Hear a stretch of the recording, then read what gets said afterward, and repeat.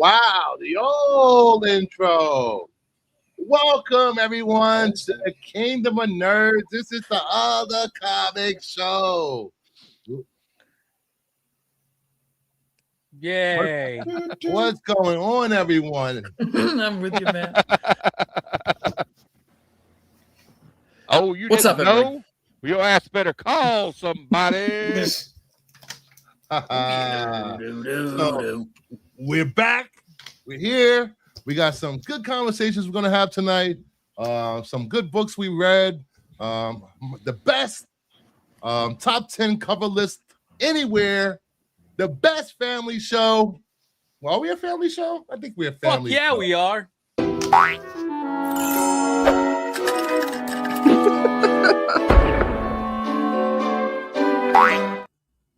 That will be changing in the next few weeks.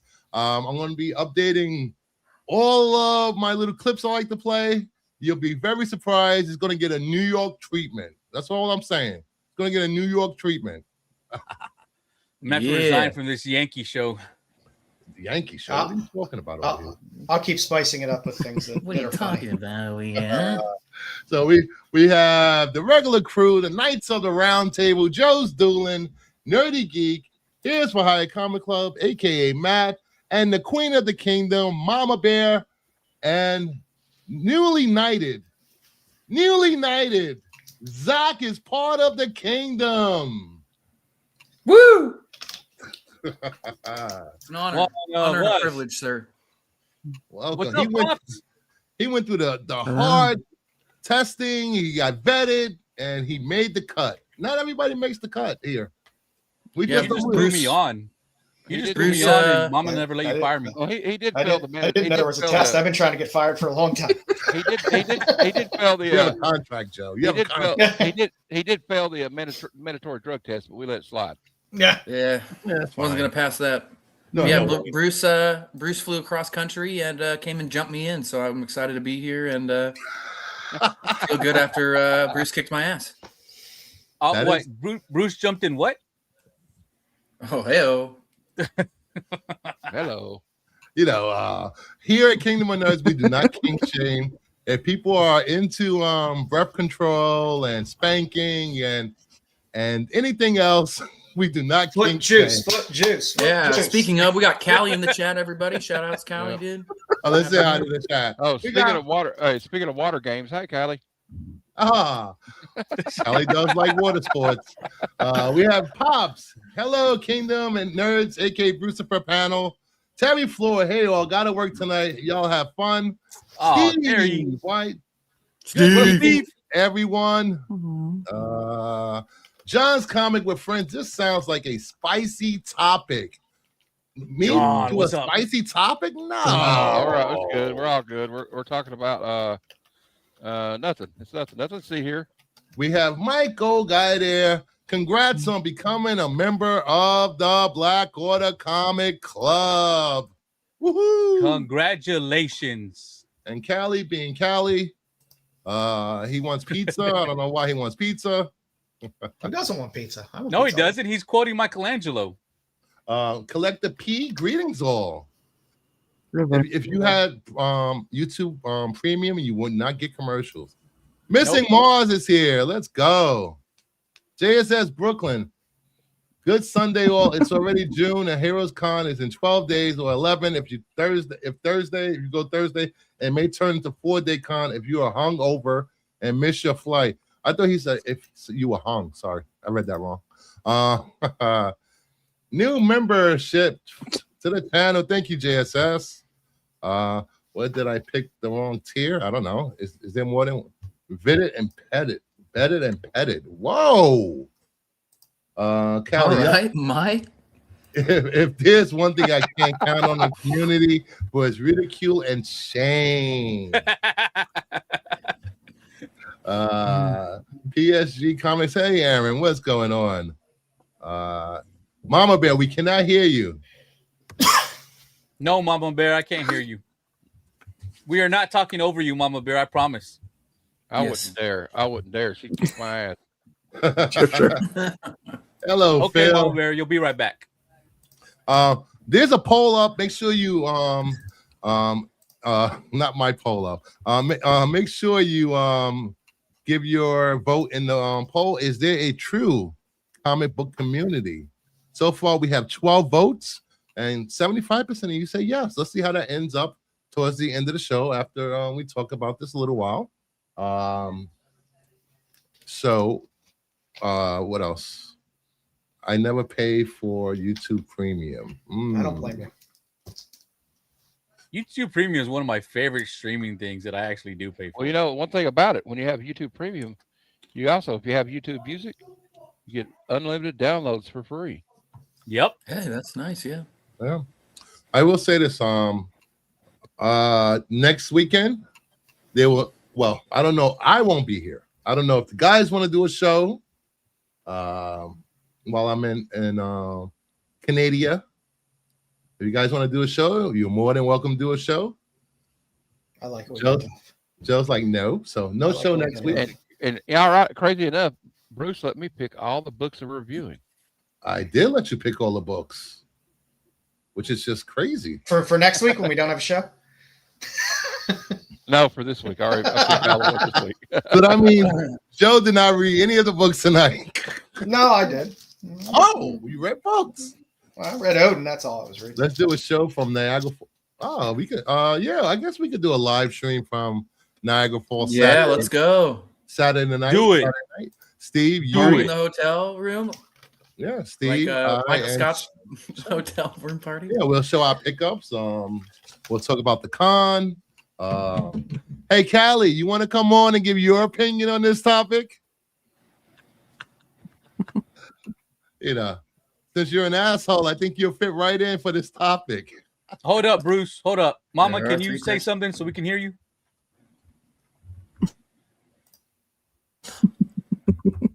I can hear her giggling. She's laughing. She's I hear her giggling. laughing. I just hear giggling. There you Hello? go. I heard you. Have a black screen, but I can hear you somewhat. No, not anymore. Oh, Cliff, live from Niagara Falls, Bruce from Morningstar. What up, hello, Cliffy? Cliff. Not near mint internet connection, a mic, a camera, mic, and a computer is all that's needed, or your cell phone and StreamYard. Nobody wants to hear my opinion. Trust me. I want to hear your opinion. Callie, Second- I would be interested to hear you. Inquiring Second- minds want to know.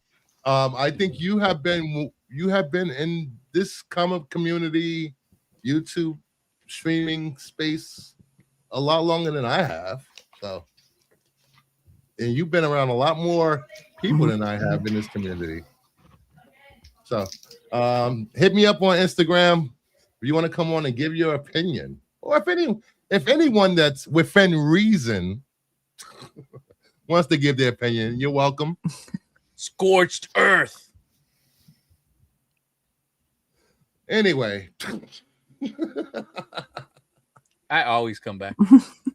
so I just poured this Jaeger bomb. Ooh, Jaeger bomb. A little Jaeger bomb. Yeah, moms. You 20? What are you, 20?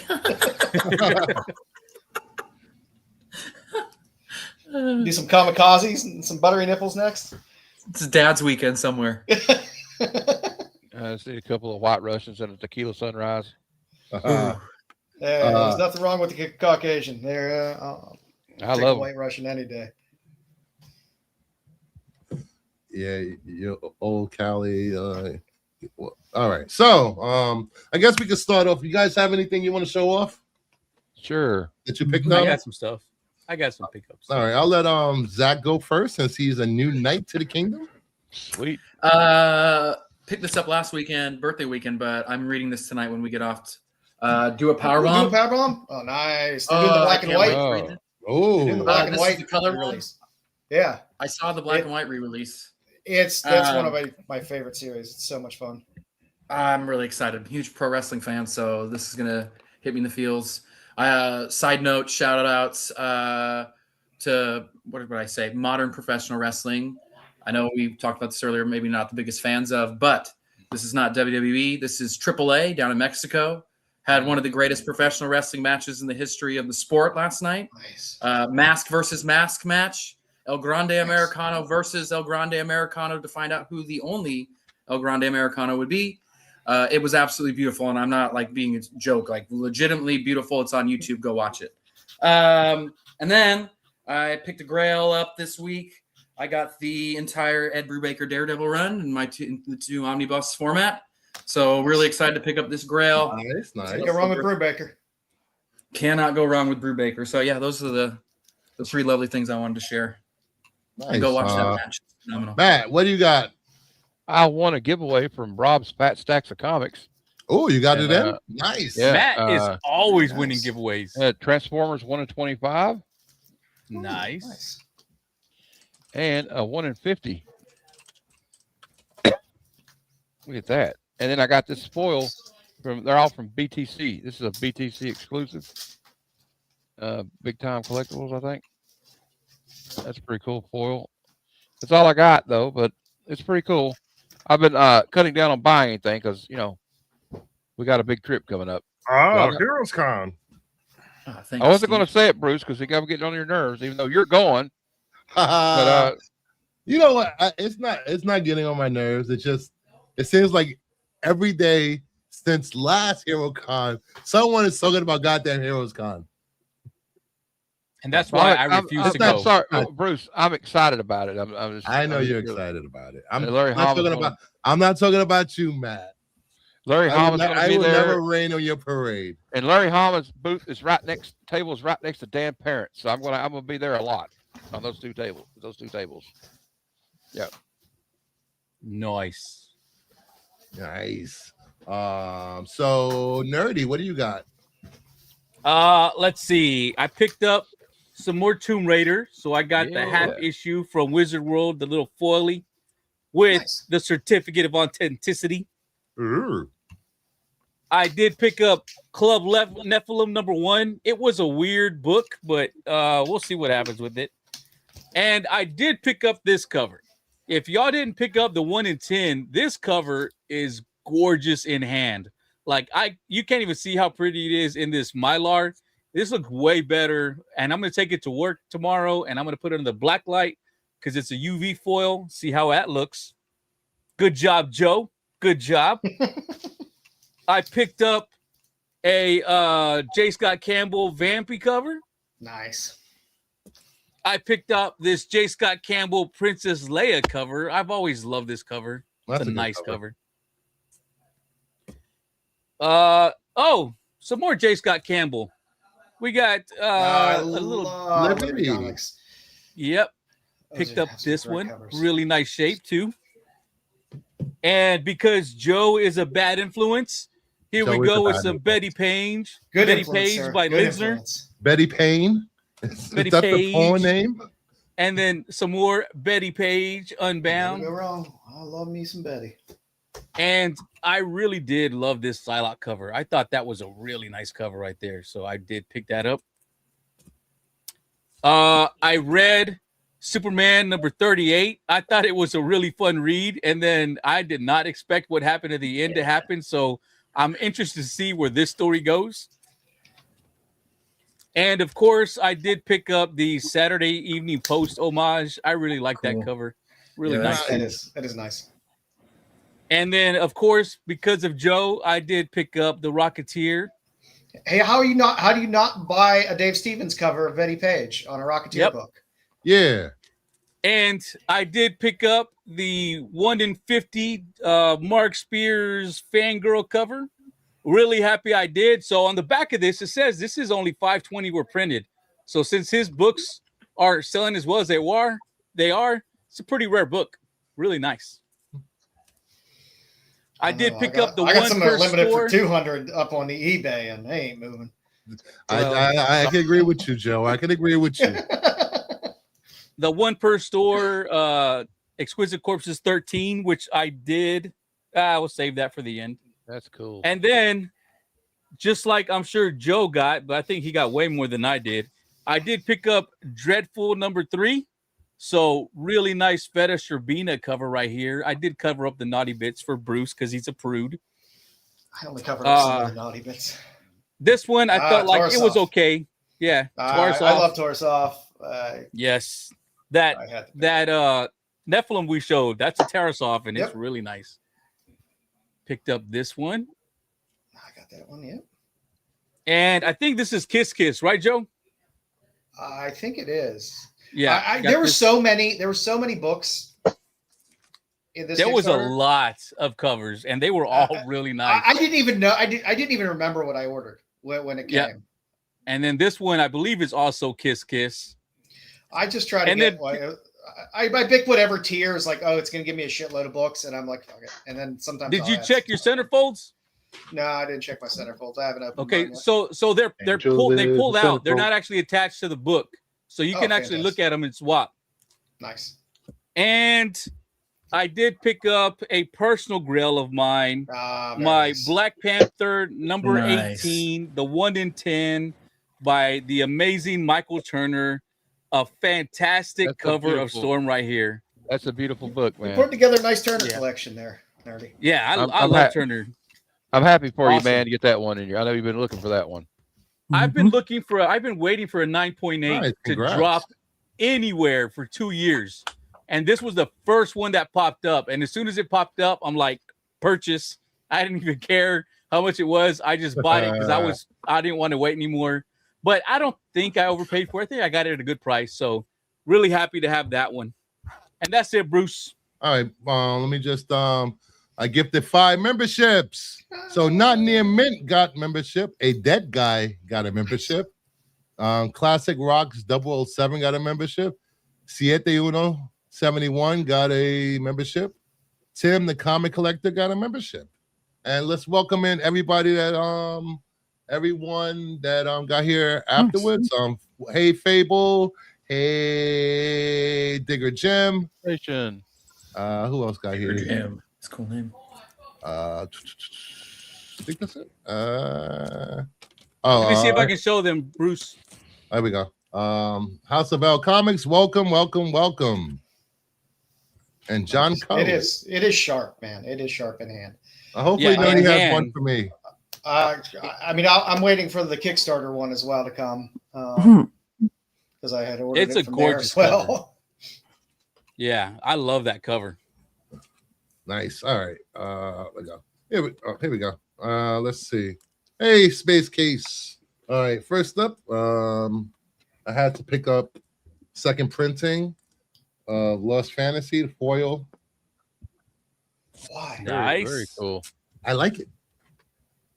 Then I don't know, the Veronica Jaws homage. It's a foily. I'll give you a clap on that. I got that one coming. I always buy all my Archie shit. I finally got Comics the Magazine #1, the Better Sabina covers. Yes. Oh, nice. Man, look at that. They took a while, but they made it. Claim. Let's go. Claim. I'll claim the second one. My Scotty Young came in. Oh, nice. The connecting covers. Man, that was a web store exclusive, right? Yep. Yeah, it's a nice one. I didn't get it. And I finally got my excommunicated Itos. Oh, nice. You can get that nice second print with the cross. Yeah. Fable became a member of the Kingdom of Nerds. Yeah. Thank you. And LeBeau is here. What's up, man? And Joe, what do you got? Let's see. I picked up some Envita Citria. I did a little spotlight on her on Friday. Nice. I'm just a big fan of her work. This is her first cover on Silver Coin. Nice. Ratio first from World Tree. She did it. God damn it. Hi, Nerdy. She did a bunch of Universal Monster covers. Really nice. I swear, this StreamYard is so messed up. Oh, well. Now we're. So I also picked up a lot of the Dreadful covers. What the? Hey, I didn't click anything. Hi, everybody. What the hell is going on? Yeah. We've been hacked. We've been hacked. I got a lot of the Dreadful covers as well. Oh, Dreadful. Let's see. There'll be some more Dreadful here coming up. Picked up a little Hughes Vampirella. Nice. A little Flops collaboration on a cover of Territory 3 from a Kickstarter. Nice Dude, little. that's crazy. Hey, nice little. I'm not even Godzilla 1 touching homage. Let's see, a little more Dreadful. A little more Dreadful. Oh, a little more Dreadful. I should have got that cover, man. A little more Dreadful. I did get that guy. I did get the Virgin. That doesn't look too dreadful. Did get the Virgin. And I did the Tarsoff as well. That's what I got. That's what I got. And of course, it goes back to that. Jeff, it's Jeff. What up, Jeff? Jeff is back. Jefecito, we haven't seen you in forever. No, I've been MIA. All right. So I haven't been to the comic book store lately because I'm saving money for Heroes, but I had to go get. This was the last book. This is This crazy. was the last book that was on my unfulfilled pull list. So went. Nice. Nice. Hey, there's some good stuff in this one. This one's fun. There's a good flop story in there. Yeah, and picked up Infernal Hulk #7 with the Magic the Gathering Spidey cover. Those covers look so good, Jeff, man. Yeah, I didn't think I was going to get one. There was one left, and I went in there on a fucking Thursday or a Friday. Got lucky. Nice. Bruce was always talking about absolute power, and so Bruce, what? Oh, he's gone. Anyway, I'm right here. I can hear you. So the absolute stuff with DC. He's just smoking. You said I am not smoking.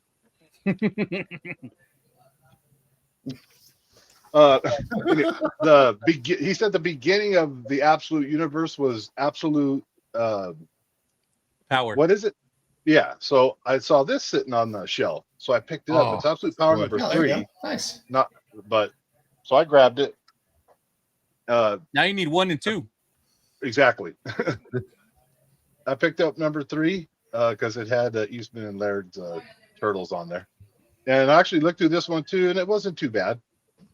A lot of people get bored reading interviews, shit like that, but there's like a little art lesson in there. I love those, man. They are perfect shitter reading.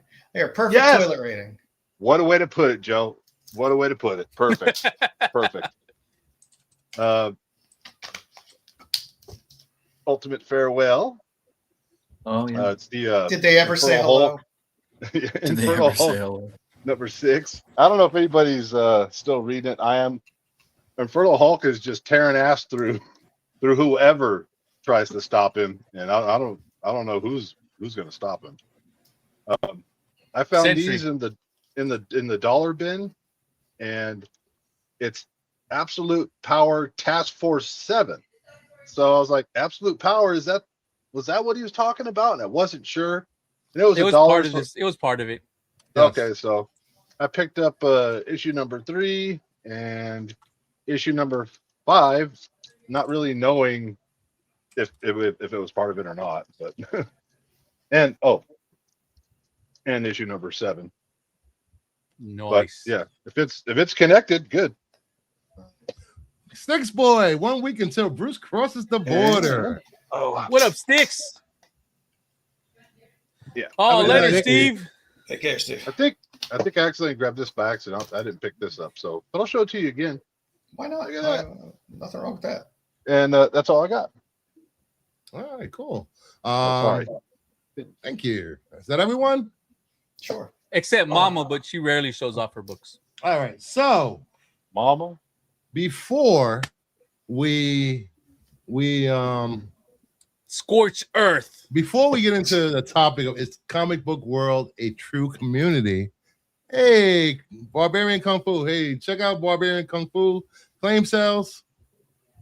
Before we do that, my BOCC brother is giving away a comic book tonight. He just messaged me.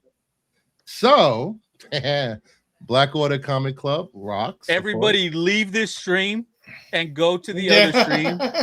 So if you want to be in the giveaway tonight, I will show a picture of the book as soon as I receive one. Oh, it's not going to be hashtag mudbutt tonight.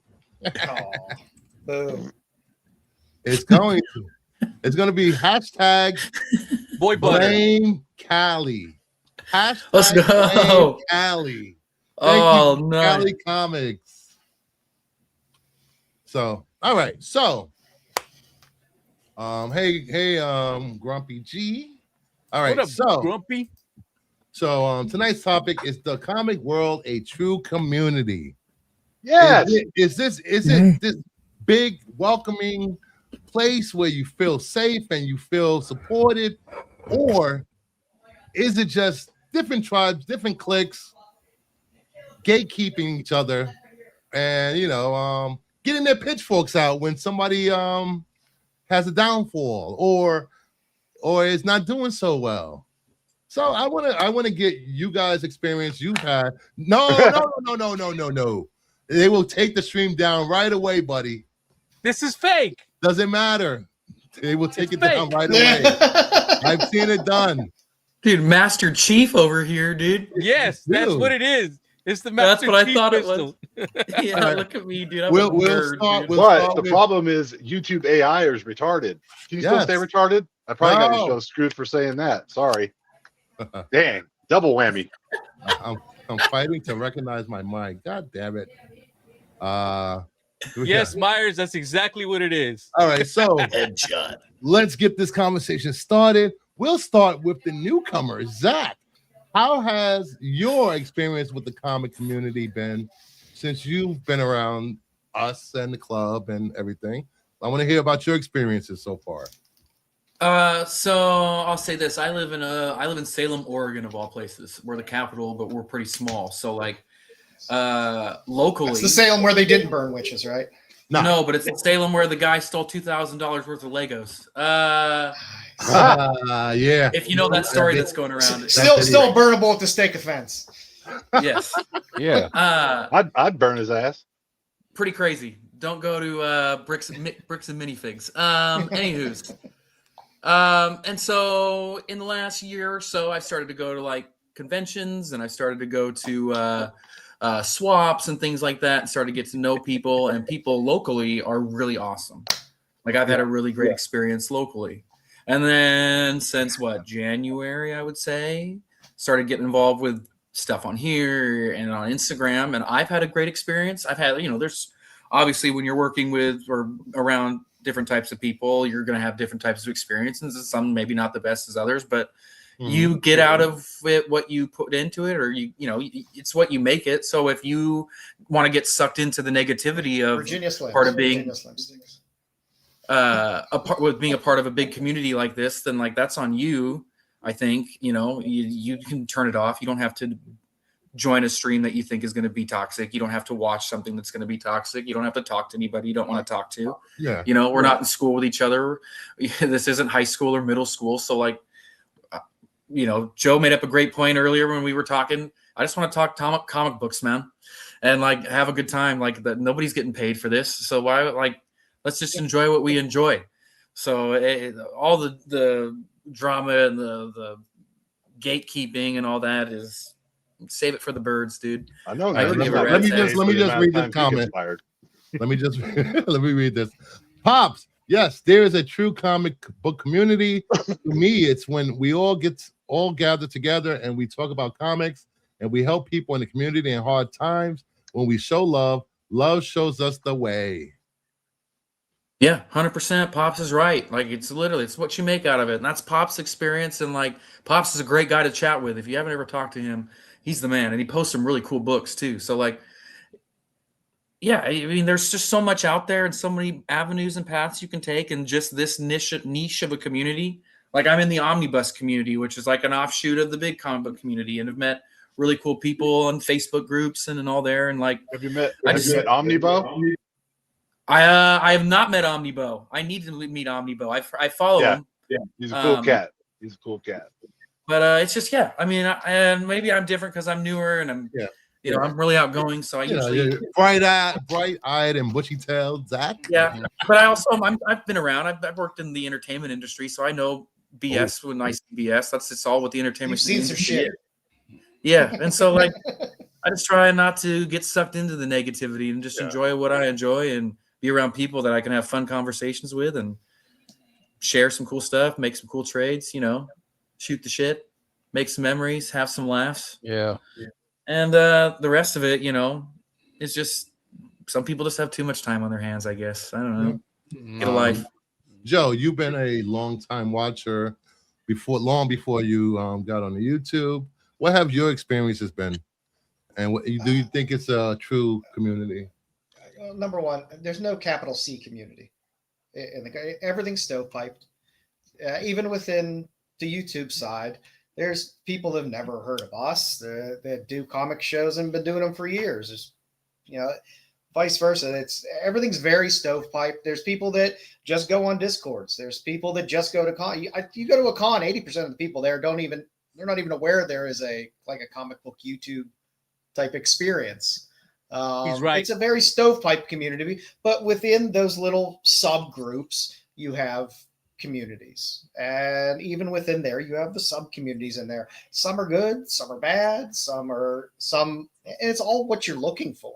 If you like drama and you like the drama type stuff, that's great. There's a place for you to go enjoy that. If you like omnibuses, there's a place for you to go do that. If you like talking about titties and seeing it in comics, I have a show every Friday. Renovation. I like just doing what I want to do. Like I said, this isn't. I don't care. If people want to sell exclusives, great. Sell exclusives. People want to go on Whatnot and do their thing. That's great. I have no problem with what other people do. Life's too short to worry about what other people do. I have no desire to step on people that are trying to make a buck and do what they want to do. It doesn't affect me positively or negatively in any way. So why should I give a shit? The people that I've experienced in my little circle of a community have been great. I've had overall very positive experiences with everybody in the small little group that I've been exposed to. But, you know, it's all who you hang around with. If they're people that are like-minded and kind of like the same stuff you have, you're probably going to have a good time. If it's something that's going to get you worked up, then don't watch something that's going to make you angry. You know, why? Life's too short to watch stuff that's going to make you angry. And if you like to watch stuff that makes you angry, go watch stuff that makes you angry. Like I said, I agree. For me, I don't give a shit what anybody else does. I really don't care at all. I like doing a show to show some stuff that I like or some artists that I like.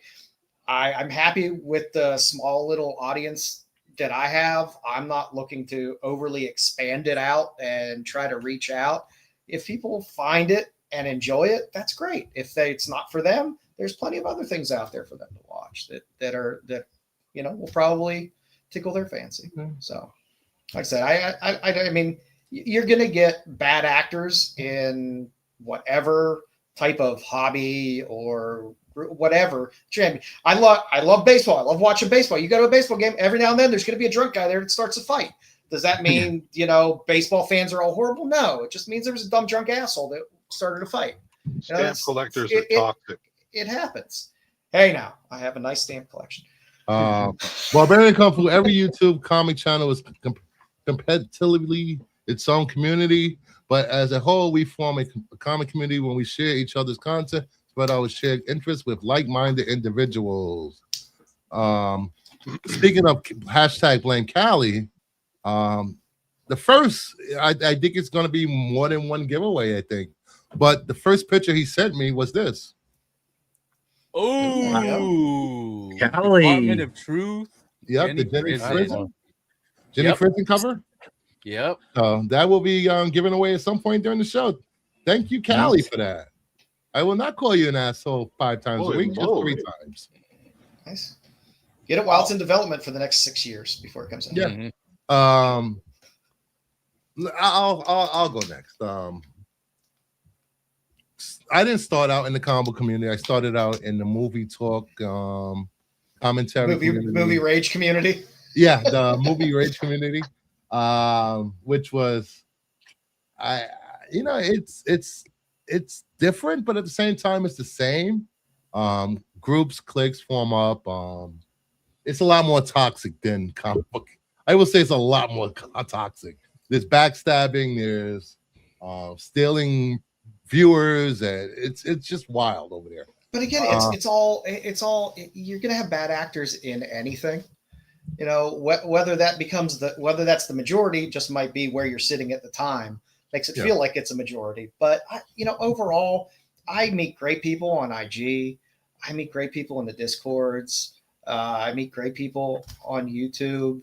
And if somebody doesn't really float my boat, or I just don't like being around them, I just don't associate with them. That's fine. I have no desire to shit talk people in any way. That doesn't get you anywhere. Yeah. But it's just like, okay, well, I just won't necessarily associate with you. That's one of the first people I met when I got to the comic book community was Kyle Stinson from Renovision. Great guy. Welcome me onto Renovision. Met some great people at Renovision. Been friends with these guys. Met up in person for the last 3-4 years. And that was the positive, found guys that I can get along with, that I can trash talk with. 100%. Calling my fellow YouTubers gooners every week. Great place to be. I made a lot of friends. Unfortunately for me, a lot of so-called friends I made in this community stabbed me in the back, talk shit about me, for no apparent reason, just for clout. And to, it was a little hurtful, especially when no one came to your defense when you think your friends should have your back all the time and your community should have your back all the time. I've seen the dark side of this community, whether it's throwing up stream, just going after people for no apparent reason other than a different opinion, or those people that have channels and say, well, I don't like the drama, I don't like the controversy, but they're still in the drama stream cheering it on, and then go back to their channel talking about community. It's a community to the people and this whole thing of, if I don't like you, everyone around me, if I don't like you, all my friends shouldn't like you, or they shouldn't hang out with you. It's just stupid and dumb. I know people love this community. There are great things in this community, like comics curing cancer. That's a great thing that brings everyone together. But you have to be, I think everyone has to be consistent. Be consistent, and if you want to be part of the community, be a community. Don't be a community sometimes, or when it fits your agenda. But that's just me. And I found my brothers in the Blackwater Comic Club. Great bunch of guys. I've made some good friends from there. Zach is part of that. Mike in the chat, even Callie, which Callie's an asshole, who gets along with Callie. Whoa, what happened to? I'm not gonna do it 5 times a week anymore. Well, that's one time. You said it 3 times earlier in the stream. Yes. I had friends that I did streams with that they didn't like what Mama Bear did as a moderator, and they wanted me to publicly denounce her. Those aren't friends. Those aren't a community. And Trev was one of the first shows I came into on this side of YouTube, on his show. Thank you for having me on. And my view is based on all the diverse channels, perspectives, and content focused by individual hosts or panels. the making someone choose. Yes, the us versus them mentality has run rampant through all avenues of society. That's a fact. Lies. I am the worst. You just want to be the worst. You're a big teddy bear. Bruce, I don't see a need to gatekeep anything. I've always felt that more information is better. If I want to, sometimes I want to see 5 or 6 people's different perspectives on a book, and that means that sometimes you got to get outside of your bubble to see somebody else's perspective on a book. Maybe you missed something, and I don't want to be around everyone that thinks the same all the time, but there's something for everybody out there. Just like comic books, there is something for kids.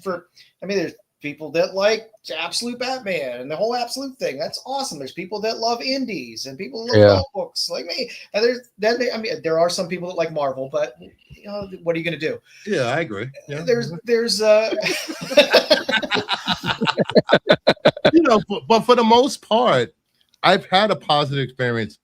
I don't let everyone come on my channel. Yo quiero hablar. Un momento. I don't let everyone come on the channel, and I think that has helped me gather a great bunch of men and women that love comic books, love talking about comic books. We're not yelling at each other when we disagree. Mm-hmm. I troll Matt every week with my Marvel content. He's still here. We're friends, and that's what we do. He's still one of my best friends. Like backstage, we hang out all the time. So, Bruce, can I go after you get done? Yeah, go right ahead, Matt. Well, I think it's kind of a complicated thing. It's like, are we overall a community? I don't think so. But are we? We do have a community though. Like, sorry, I had to throw something at somebody. Because when I first started, it's almost been 2 years. Mm-hmm. And like Aaron, who's in the chat, welcome me in. I had Bruce on my show. We hit it off. Nerdy's been supporting me for since I had like 20 or 30 subscribers, and then we finally got him on the show, and I've become pretty close to him. And we invited Jeff in. We were on my friend Random Reed's stream one night. We got him on. He didn't even know how to use StreamYard. We had to talk him into it. And now he's going to Heroes Con with me and Aaron. Yeah, hell yeah. But I have seen, like when I first came into it, I was kind of like Zach. I was kind of like wide-eyed and like I want to be on everybody's stream. But I will give everybody a warning on you do that. If you're tied to a group of people and one of them people in that group does something, everybody's going to link you to it too. So be careful who you actually associate with sometimes. I've only been blocked by one person so far, so that's all right. But I just want to say, and I see all the drama, and like, we got people like, and I'll tell you something about these people. They don't last. The ones that do the drama streams, they go away. And they come back and they go away. And some of them are a little bit sticky, if you know what I mean. Oh, jeez. But all I'm saying is, so there's like this divisiveness you can find in anything, right? Star Wars community, action figure community, comic book community. But it's like real tribes of people, like Joe saying earlier. I don't know. There's some people we don't know. Like, I don't know the near mint people. Vintage porn community. Yeah, well, no, I was in the comic community. Wrong show. That's me. Oh, okay. All right, me and Joe. There's people that don't even know we exist in this comic community. I would assume that Tom doesn't know who the fuck any of us are. Oh, he knows me. Oh, he doesn't know you though. Yeah, I took a picture with him. He had no idea who I was, but I did it. What I mean is, though, like the one thing about this community that could be derisive is the cowards that like to hide behind fake accounts. And then come on people's streams and say racist shit and stuff like that. That stuff is like a bit of cancer around here. But overall, I would say, like JSS was saying earlier, 90% has been positive. I've seen people come together. Brandon from Mon Comics' house burnt down, and people got a GoFundMe to help his family. I had people in this community all get together and buy me the first appearance of Falcon because I don't have a lot of money. So there's great stuff like that, like the Comics Curing Cancer guys, Heroes for Heroes guys. They do charities for veterans. And we got the Comic Curing Cancer guys, and but there's a lot of gatekeeping too. I think. But I had in my mind what I wanted to say, Bruce, but it's not coming out right. I don't think. Yeah, it's okay, man. The thing we get stuck in Matt. a lot. The thing we get stuck in a lot is we think, oh, YouTube comic community is the comic community, and it's not. Yeah, it's not at all. It's Instagram, it's whatnot, Facebook groups. There's TikTok. I can anonymously walk. I've been on YouTube for years. I can anonymously walk through any con and nobody recognizes me. I'm 100% fine with that. Well, and I will say this though: the one thing about comics to me is the reason I found this community in the first place because I had nobody to talk to about what I loved. And that's what's fun about it. And that's the positive about it. It's the positive about it. Like most of the time. No, I meant like the old, like some of these people are like, oh, you just buy modern books, you're wasting your money. You need to buy like Silver Age keys and Bronze Age keys and Golden Age books, and or like making fun of people for movies they like. Oh, well, you like everything, and we don't. Your opinion doesn't matter. That's okay. Some of their taste is pretty bad. I know, but like if that's what they love, though. I mean, like I like Marvel. Bruce gives me a hard time, but he respects the fact that I like what I like, though. Even though we give each other a hard time on the street. It's obvious you should collect what you like and what you love, and that is what it is. That's what collecting is. And I mean, granted, to some people, it's okay. It's a business, and I get that. If it's a business, that's a whole different mindset. That's a whole different whatever. But if you're a run of the mill, I collect books every now and then. I sell a couple, but overall, my collection is. I buy shit I like. I don't give a shit if people don't like the fact that I buy, Heroes Comics Vegetable Lover. I don't care. It's something that I find amusing. I don't really care if people. Maybe I'm wrong about the definition of gatekeeping, but to me, that's gatekeeping. It's like you're collecting. The people telling somebody they're collecting the wrong way. To me, that's gatekeeping. I'm fine with people having opinions. Trying to block people out from being part of a conversation because it doesn't align with your views in some way on certain things is more gatekeeping than anything else.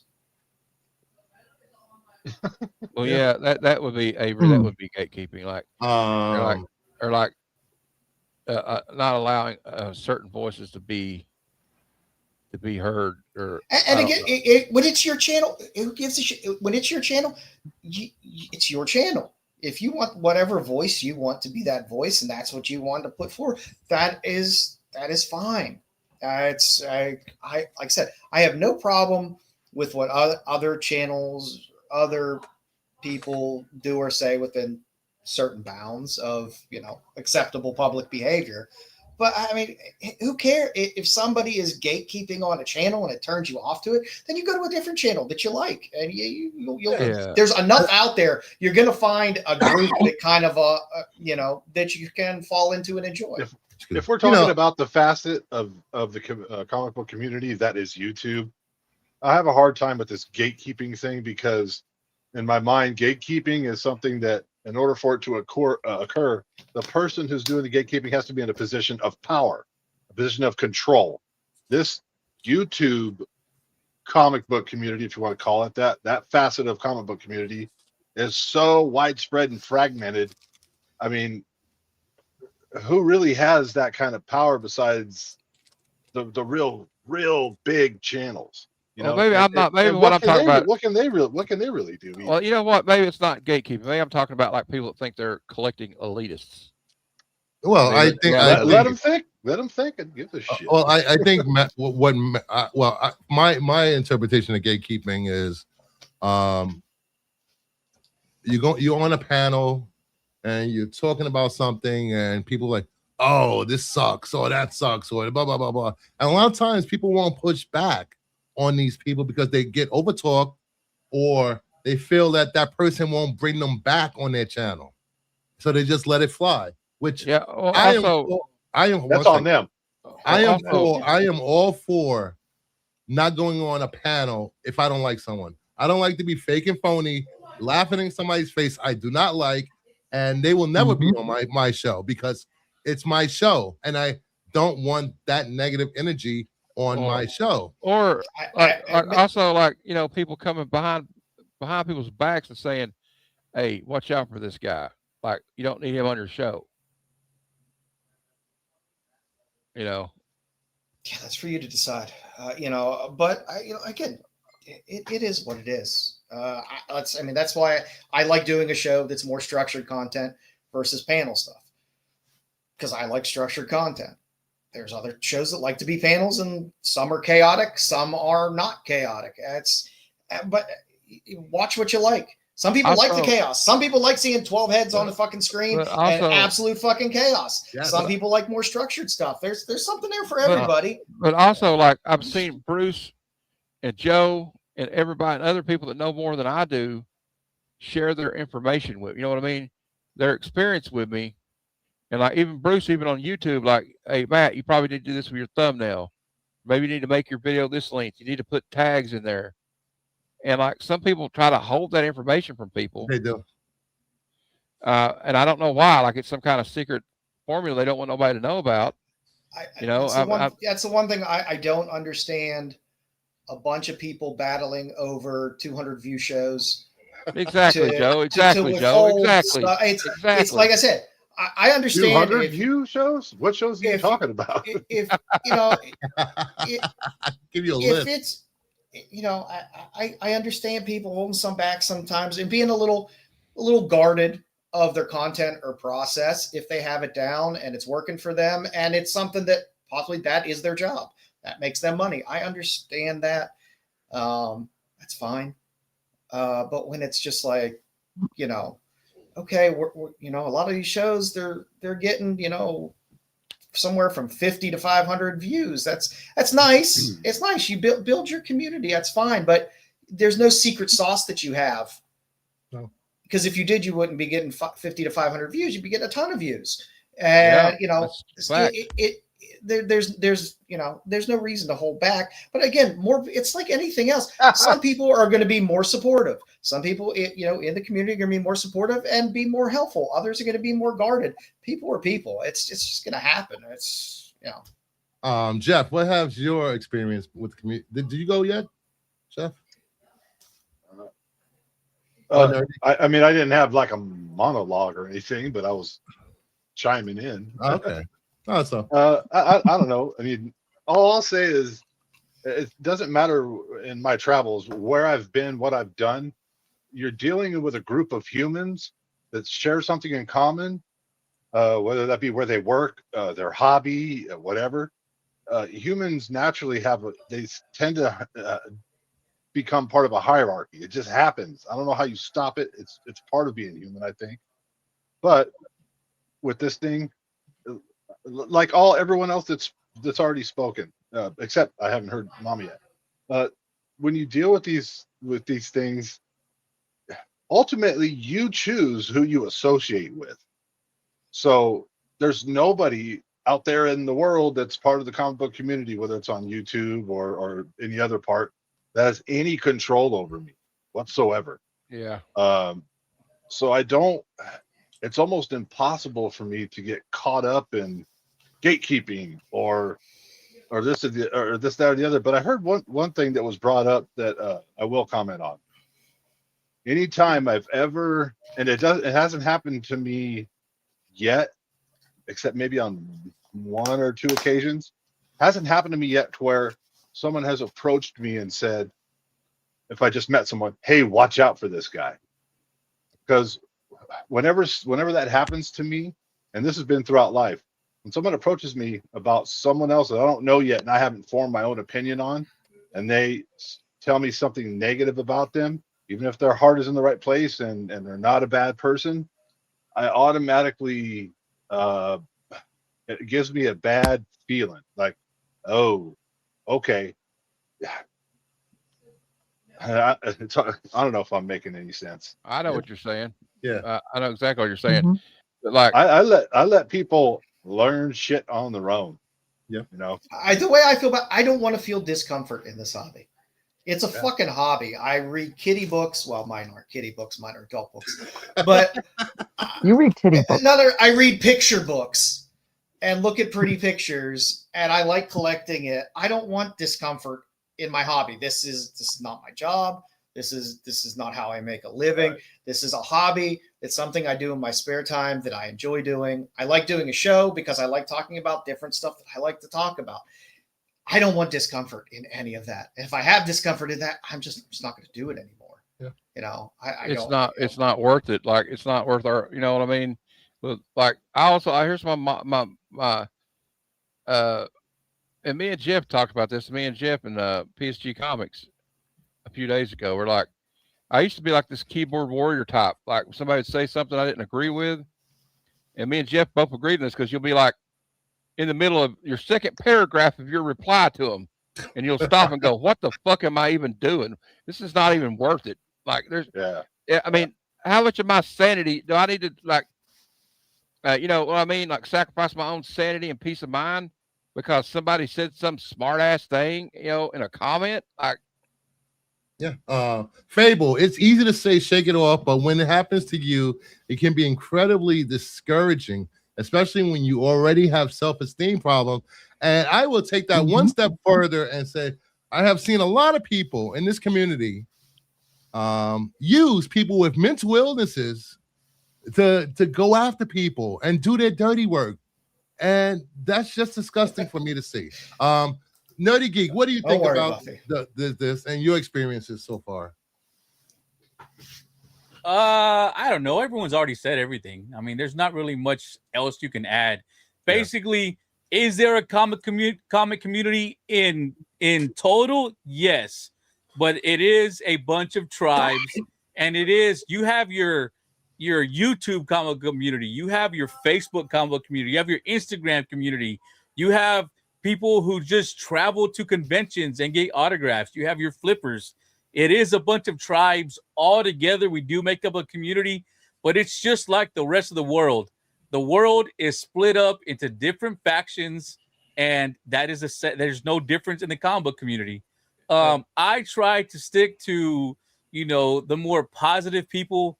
Like, I'm not going to name any names or channels, but I found Joe and Bruce through watching another channel when I first got in that would talk trash about them.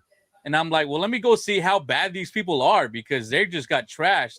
And when I started watching, like, they saw how shitty my show was. These guys seem like cool guys. They just hang out. They don't talk trash about anybody. They talk comic books, and I started following them. I found Matt that way. You know, I started, you know, chatting with Matt, you know, like he said, back when he had like 20 subs or something like that. I think I might have been the 20th sub for Matt. And, you know, I've had a great time. I was afraid. I mean, I was in their chats for about a year and a half before I ever came on, you know, and made my own channel, even though I've wanted to make one forever. And the fact that Matt and Bruce and Chris from the Comic Vet, you know, and Cliff on Comics were so encouraging. You know, it pushed me to come and be on here. And, you know, I lose money every single month doing this. I am making nothing. I am losing money every week with StreamYard, with CapCut, you know, with all that stuff. I try and buy extra books so I have more, you know, stuff to show off. But, you know, I've enjoyed my time. You know, is there a community? It's a bunch of tribes, but pick your tribe. And, you know, if something rubs you the wrong way, just stay away from that. You know, you don't have to hate it. Just go away, find something else that you like. If there's a channel that focuses on exclusives, or people that like to flip, or people that like omnibuses or whatever, and that's not your thing, I don't understand going and hate watching those channels just to make comments about it. It's like, it is what it is. That you know, why complain about something if there's other options for you out there? I will say this. I will say this, and it shocked me because I was, and still am, a bit of a jaded person. Probably has something to do with my career, my prior career. But jaded, you know, going into this thing and slowly getting to know Matt, slowly getting to know Kevin, getting to know Bruce, and you know, branching out from there. I did it very careful, like Nerdy. I was very careful, like, You know, I don't really know these people. I'm seeing faces on the screen, but I don't know these people, you know. So we'll play it by ear. Time goes by. I feel more comfortable and comfortable. The AOK thing knocked me for a loop. I was like, why did someone send me something for free? I don't understand. This doesn't compute. What's the angle? Where's the hook? What do they want? When's the other shoe gonna drop? What do you want from me? And I'm waiting and I'm watching and I'm like, come on, where's it at? And it never came. And I'm like, oh shit, they're just nice people. This is weird. This is fucking weird, you know. I think that's why I hate AOK. And there's some incredibly generous people on here. I think that's why I'm not a fan of AOKs, because I feel like I owe someone something. They expect something from you. Well, that's just me. I want to end on what I said. I feel like I need to end on a positive note for what I said. Speaking of AOK's first Cali, I was looking for some books and I was going to pay for them. He's like, no, don't worry about it. And he even got like the Uncanny X-Men Annual 14 signed by Art Adams for me. I didn't even have to do that, you know. And just like Bruce is very generous, you know, he's helped me out a lot.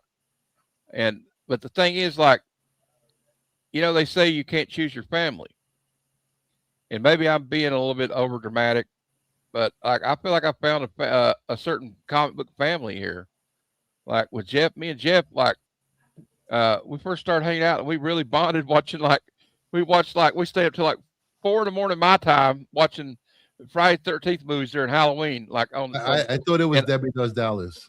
Well, that was later. That was later. Okay. That was actually after that. But anyway, I'm just kidding. And like Fable.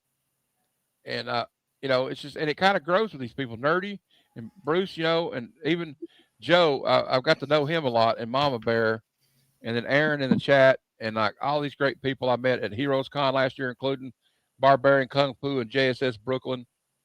And yeah, I ain't got nothing but love for like the people I know, and the people that I don't really have any love for, I stay away from them. Yeah, Mama Bear, you have been in this in YouTube community for a long time in different communities, and how has that shaped your view of the comic book community? See, I've been doing YouTube for close to like 9-8 years, somewhere around there. And there is one thing I want to clarify. First of all, thank you, Brooklyn, for the compliment. And I saw M. Wamba talking about T-Virus Terrence. Him and I actually were streaming together. Like that was one of my first panels that I did that we were both on. And he's been a friend all this time. Is he a little left of center? Yes, he's a unique duck, and that is something I appreciate about him. But I love the fact he will always give it to you straight, and the man knows his comics. He is a walking Wikipedia when it comes to any comic books I've ever seen, and I will always give him that respect for that. He's not for everyone, and that's fine. That being said, my experiences with comic book communities in general will be very different from all of you guys. Like I started getting into it back in the 90s when I was in high school. Dating myself, I know. I was there. Big card collector. Yeah. No, big card comic collector. I still have all of those. I think I have a few comics kicking around here and there. Still to this day, I would walk into comic book stores and not only get the experience like that what happened in The Big Bang Theory when Penny walked in, where everyone turns and looks because, oh my God, it's a female walking into the comic book shop. I would get ridiculed for being in there. Oh, you're in here just because of some guy, aren't you? I'd pick up a Thor I'd pick up a Thor comic. Oh, you think he's attractive? No, my family dates back to Vikings. That's why I'm curious about this. Sorry, go ahead. I was just it was such a smaller circle back then. It was a very individual. I used to go to a lot of cons when I was back in the 90s when I was in high school. My dad would drive me to a con. I'd go in by myself. I'd spend a couple hours in there digging through boxes, but it was a very small, very stovepiped community. There wasn't what there is now. You have more content now than you've ever. It has in the sense of you have places like here where you can be, and you're with people that share a common love and interest and things like that. Whereas back in the 90s, we all didn't necessarily have that outlet outside of being in an LCS and thumbing through books. No, I know, I acknowledge that, but even even more modern times, since I've done the whole YouTube and Twitter thing, because the two wound up being hand in hand. I ran for a while there a panel of all females who had their own specialties, and comics, a lot of nerd stuff. I can talk somebody's ear off of. And each one of us would have the same experience in our respective one, where if we got into an argument with somebody on Twitter or wherever, our opinions were automatically invalidated. We could bring them screenshots. This is the comic book. This is the run. This is the series. This is the number. This is where you look it up. This is the direct quote, and it's still invalidated. And that was something that always frustrated me. To this day. Like I can even take something like the Black Panther movie. And some people understand why I'm bringing this one in particular up. And I'm sorry I've cost you 10 viewers. I knew I was going to piss people off. Don't worry about that. They'll be back. But yeah, I will bring Black Panther up first for specifics. One, there is a big love of African culture in my family. There was one of the only comic book movies I could have brought my father to if he had been alive when it came out. He would have loved it. We still have his African masks in my sister's, basement. Don't know what to do with them. Because they did so much research on the various tribes that centered around the various African communities. That alone is something I love. The amount of research and depth that went into.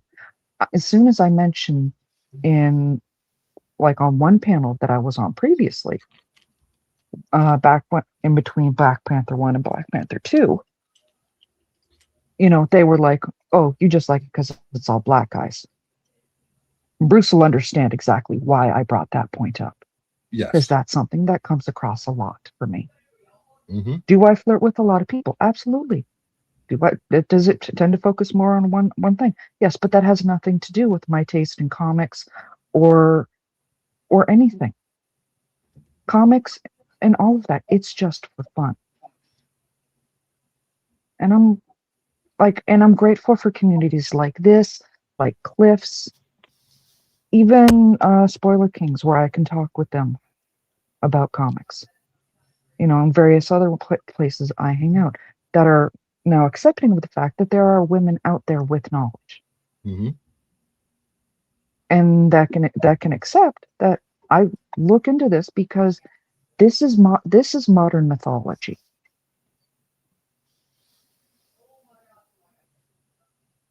That's why I love it. Yeah. These characters, Superman, all of that, are modern day Zeus, Hephaestus. Yep. These are what we turn to to elevate us, to inspire. I can see what she's saying too. And sorry, Bruce, I'm going to lose you a couple more viewers. In this community, I think, and this is just my gut feeling, no science behind it whatsoever, just what I think. I think there are a certain amount of guys that haven't had the best luck with women. Mm-hmm. And when that happens, it's painful. And that pain turns into rage and anger and blah blah blah. So when they see the female walk into the LCS or the female on the panel talking about Black Panther or whatever, there's their outlet. They get to go, oh, we got a target. She don't know shit about comics. She's just here because she's trying to work the nerdy girl angle and sell her sex and you know, or whatever. Well, I mean, if you want to talk about gatekeeping in general, LCSs over the years, there's some LCSs that are very welcoming. There's some LCSs that are very much gatekeeping of. But I can see how what she's saying. I can see how very easily that can happen. I had, and this is not comic books. It was a younger girlfriend I had, and she's kind of an old soul when it came to music. So she would wear old band T-shirts, you know, Floyd, shit like that. I know where this is going. Yeah, me too. And nobody ever shook me down when I wore a Rush shirt or something. That, hey man, name one album from Rush. She would get that shit all the time. Name one song from Pink Floyd, because she was wearing it. They thought it was her vintage fucking style. And she's like, what album? And she would, do her thing. But I see how a lot of times I can see how females have to prove that no, I'm legit, and you shouldn't have to. Oh, and Mama Bear, I kind of know what you're saying, because I see. I'm sorry. Go ahead. I was just going to say I just wanted to add on, and it's never like just simple questions. Oh, name one song off the album. No, it's what was Ace Frehley's childhood dog? What is Bruce Wayne's favorite food? Well, no, your standard is held way up here. Also, Mama Bear, I've noticed that one thing I see is a rash of it on Instagram, especially with girls that are content creators with comic book content or toys or something. Her boyfriend's the one that's a collector. They just put her up there because she's eye candy. You know what I mean? She doesn't know what she's talking about. And like you hear that a lot. They're very dismissive sometimes. So I'm sorry I had to go through shit like that, because that's fucked up. I will say this. Go ahead. Go good. No, I have been. Me and Mama Bear have been friends for a long time, long before I got into the comic book community, and I have seen the way she is treated, and I've lost.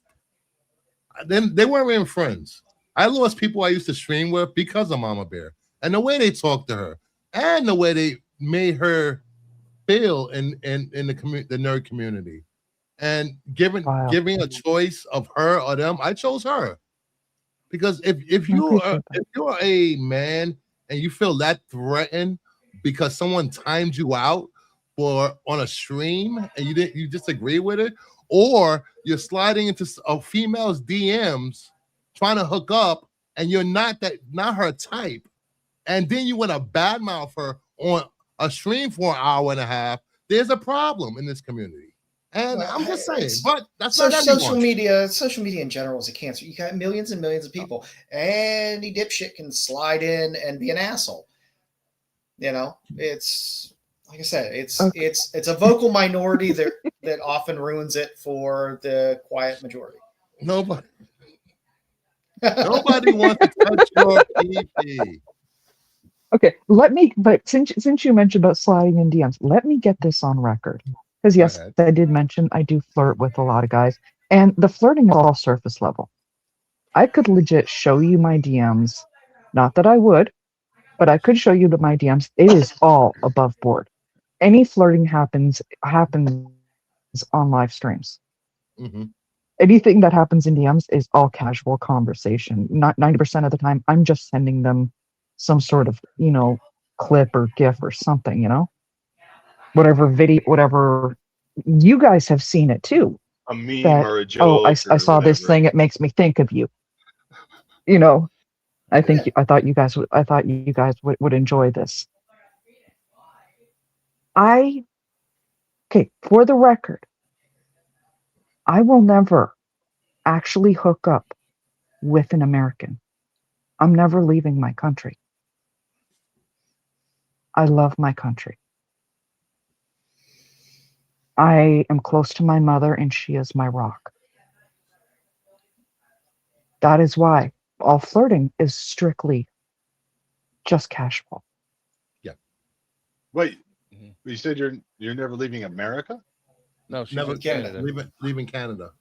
I Yeah. will never move out of my country. If Well, if I go to America, I've been if I go wasting to my time. America, it'll be strictly to visit. It'll be to see the Stanley Cup since it hasn't been in Canada for 30 years. I know. Well, I'm you a know Leafs fan, and believe me, I know. this conversation kind of reminds me of this quote about Mike Tyson, where he said, social media has made y'all way too comfortable with disrespecting people, not getting punched in the face for it. There's enough Gen X in me that really loves that comment. Hey, Simon, there's another What's guy up, that welcomed Simon? me. There's Simon's another guy that welcomed me in. Like, that's another good positive of the community. Is I never thought I'd have friends in Australia and England, you know. So or Canada, like Mama Bear, you know. Shout out to Canada. Yeah. Shout out Dr. Von Hoot.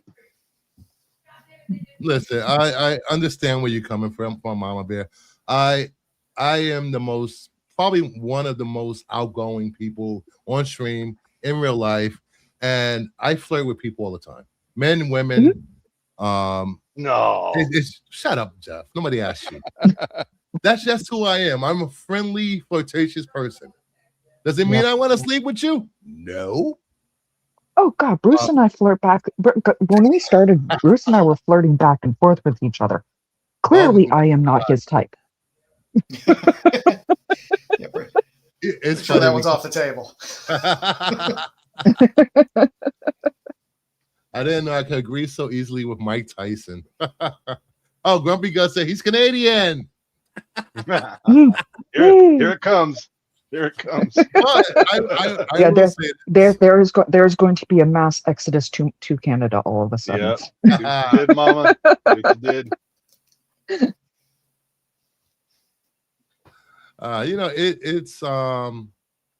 it's a hard line to walk, especially when you're a content creator. And it's, you know, when I have in the past gotten stuff from people that I did not want to get stuff from, you know, I respectfully declined. You know, but besides that, getting away from that subject, thank you. I will say this: all the negative experiences I've had on YouTube in the comic community or whatever. I'm glad I didn't give up and just shut my channel down because of, at the time, all the hate I was getting. I'm glad I pushed through and kept going because I would never have met Nerdy Geek. I would have never have met Matt, Jeff, Zach, anybody from the Black Order comic, Cliff. Cliff is like my spirit animal. I love Cliff so much. Cliff is a lot of people's spirit animal. Oh my God! Let's go, Cliffy. Every time I pop in his chat, it's Mama Bear. Hi, God, I love it so much. And not to like share, I don't want to share any details of what happened one time, but like me and Bruce had this. Bruce had his experience on my channel, and somebody was trolling us. We don't know who it was. Obviously, it was a burner account or something. And I got so upset that I was ready to like quit. And I thought, you know what though, when you get so mad that you want to quit something like that, you know what, the person that did that to you wins if you do that. So let's not do that. You know what I mean? Yeah. I would rather stick around and piss them people off, you know, for a long time, just to see, you know, just to annoy them. I have to flirt with myself online to get a slide into my DMs. Everyone hit up Six Boy with a random D or T pick. I try to get flirted with, but there's no takers. What kind of tea? Red rose? Tits. All right, Sticks. Hold on a second. I got some for you. Autoerotic stixification. That's why I just I am that troll in life. I have had guys turn around and say to me, "Oh, like, well, what are you doing?" "Oh, I'm about to take a bath. Can I see?" So I took a picture of the bath. I do stuff like that all the time. That's awesome.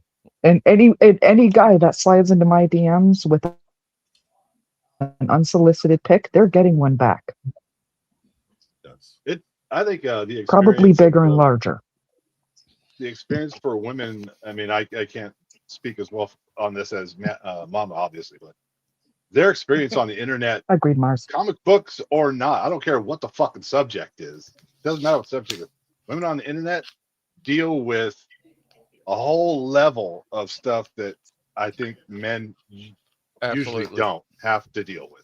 You know, I mean, just unsolicited barrages of whatever. You know what I mean? People objectify my body all the time. I know. Jeff, I know what you mean. Feel you, Joe. Just your beard. I have a good friend that's a girl, that's a woman, and she's one time we were hanging out, and she's like, "You want to see some of the DMs I get?" And she shared them with me, and I was like, "It's kind of it's gross. It's not kind of, it's gross." And like, there's a girl I watch. It's a little scary. There's a girl I watch. What's her name? Heather Lynn. She does like a lot of content like about firearms and stuff, and she's from Kentucky, and she I think works for the Black Rifle coffee company, and she does these funny skits. But she does videos where she shares DMs she gets, and it's like some of the sickest. But it's great because she roasts the hell out of them, you know. Yeah. But it's like, damn, can you imagine if that was your sister or your wife or something getting DMs like that? Yeah, how bad you'd be. And like, yeah, it's just unbelievable. And like, also the people that like comfortable like cracking on celebrities, and then they don't look like oh, look, Megan Fox looks weird, and look at them, they look. It's like somebody looks like me or something. You know, those are my favorite. Yeah. Those are my favorite. When they're not the most attractive people on stream, and criticizing women that wouldn't give them a second look, glance, wouldn't spit on them if they were on fire, but they're here criticizing. I don't understand it. Yeah. They don't have a mirror, but that's just me. I don't know. Just dripping in credibility. I sent you that one, right?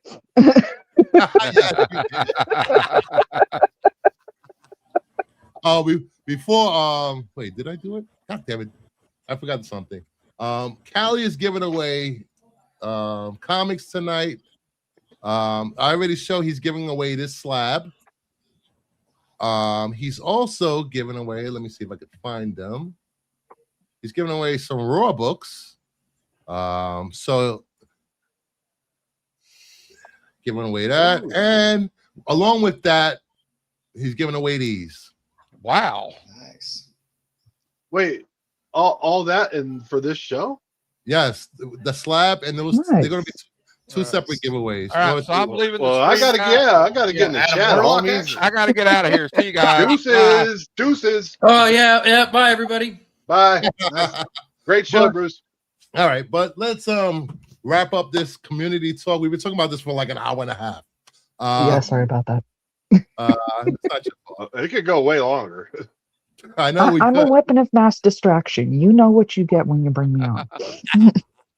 So we have different viewpoints, different experiences with the comic community, some nicer than others. But for the most part, if you have a good group of friends around you, it doesn't matter what anybody says or does. Don't let anyone crush your spirit or your love of comics, ever. Hold on. Whenever we were backstage, you had first told me that when we were going to do this stream, it was going to be scorched earth. And that's what I came here for. So the following channels and content creators can go fuck.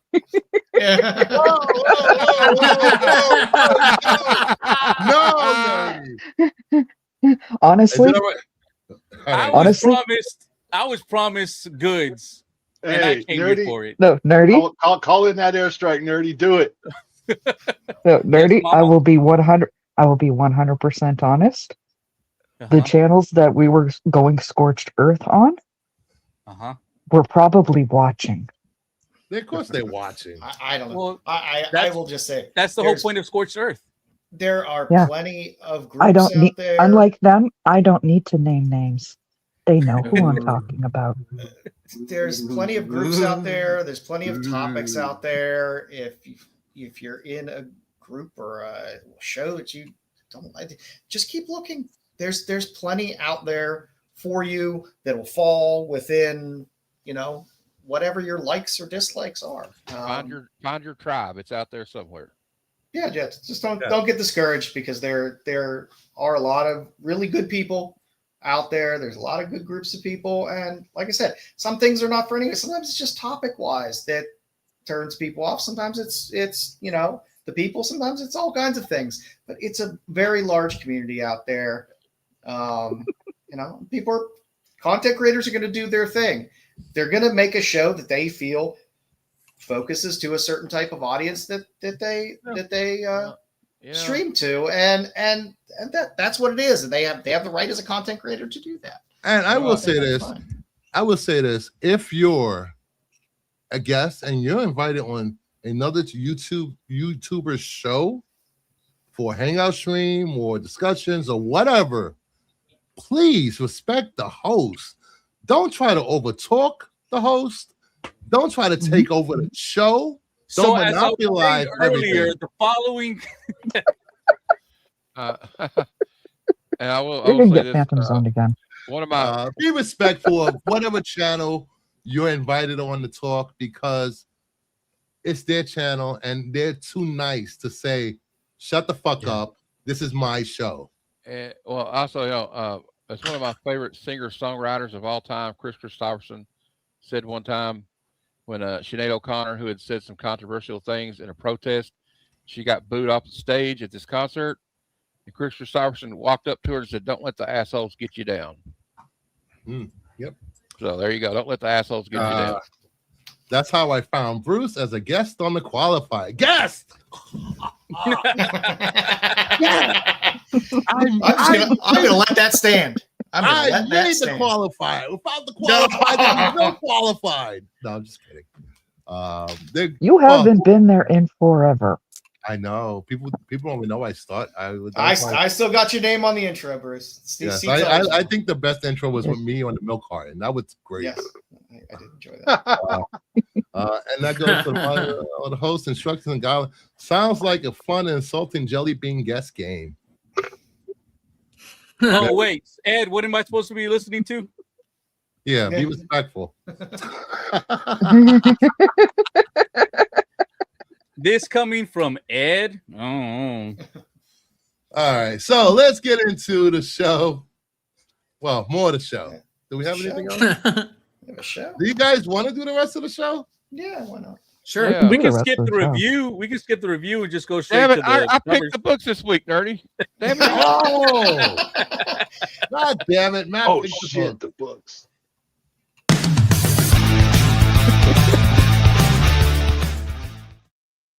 What the hell? Oh, there we go. This week we are reading Superman Fall of Tomorrow, #1, Exquisite Corpses, #13, Odin #1, and Doom Quest #1. We're using the royal we read these books. Yeah. I read them all. Odin #1. We'll let Zach go first. What'd you think of Odin #1? I'll say what I told you earlier. I thought it was really cool. I had no idea what this was going into it. Like half of these books, I had no idea what I was getting myself into. But I love when they take concepts that I'm like familiar with, like Odin and gods and Norse mythology on that, and then turn it on its head and make it into something completely different. And that's what this seems to me. So yeah, I'm excited for when this is like a deluxe hardcover or something, because I'm sure I will definitely pick it up. So yeah, those are my thoughts. I did not know what to expect. There were some themes I know a lot of people will not like. It was a little slow starting off. But that's Tinian, his world building. Yeah. We have a reporter. She's embedded in I guess a Nazi hate group, and she's trying to get the goods on them. But let's just say they end up getting high in the woods and eating one of their friends. Like, what the hell was that? Yeah, that was This is the kind of one of my favorite kind of books. So it's like a freaky, you know, like it's like it's like also we don't know exactly what's going on yet, but we get an idea that they've unlocked something they didn't want to, they didn't understand quite. And I like the artwork. I thought the artwork went well with the story. So, and I'm really interested in picking up issue 2. Nice, Cliff. Nerdy Mama Bear. Mama Bear may go first. Okay, I would be 100%. And I love that you brought up that first panel. Yes. That is one of those things that always makes it hard for me to really get into the story, is that one little symbol and what this group is, because that is something that directly affected my family. So otherwise, story was, you know, slow, as you said, slow but interesting. A little off kilter, but will I probably read the second one, even though I love Odin, I love all of the Norse mythology? No, probably not. Unless somebody comes back and tells me that all of them get wiped out by Odin. I believe that's what's going to happen, Mama Bear. I believe that. Yeah, that's kind of what it looks like. I would love to see that. Also, Bruce, you had an interesting theory about this guy in the sunglasses. I thought was interesting. Yeah, I thought my theory for the guide that's leading them into the forest, I thought I think he might be Loki. You know, because you know Norse gods outside of Marvel, they're not fun to be around. They're not good gods. On that thought, I did find it interesting in the one panel where they identify each character and their role in the group and how it mirrored the Norse mythology and the various gods. That I found very interesting. Yeah. Jeff, you didn't get a chance to read it, right? No, I'm sorry. That's fine. Jeff loved it. Jeff loved it. Yeah. Nerdy. I know you read this last week when it came out, or the week before. Yes, I read it last week, and then with all the love it was getting, I said, you know what? Let me give this a second read. And once I gave it a second read, I decided, it did nothing for me. Like, as to go along with what Mama Bear said, I too have an issue whenever I see that symbol. I will still give the story a read, but as soon as I see that, it does rub me the wrong way, where I'm already like, if this is going to glorify them, I don't want anything to do with this. Now, I don't think that's what the book was trying to do at all. No. So it's not that big of a factor, but still, as soon as I saw it, I'm like, okay. Yeah. Once we got to the story itself, I don't know, man. It felt like what you're talking about, that little shock at the end. I felt like that was just there for shock value. I don't know if it actually added anything to the story. I still don't even know what this story is about. Like, what's the purpose of the book? What are we supposed to learn from this? I don't know. And I mean, I'll give issue 2 a read because it wasn't horrible, but it was just like, meh. Look, I would say I lean more liberal myself, and I don't understand that symbol does, but like I think what they're trying to do here is Tinian kind of makes them all look like a bunch of freaking morons. Yeah, they are. And they are morons.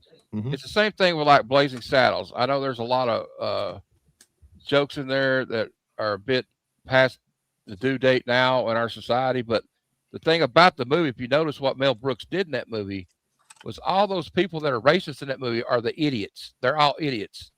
The sheriff always gets one up on them. He's smarter than all of them.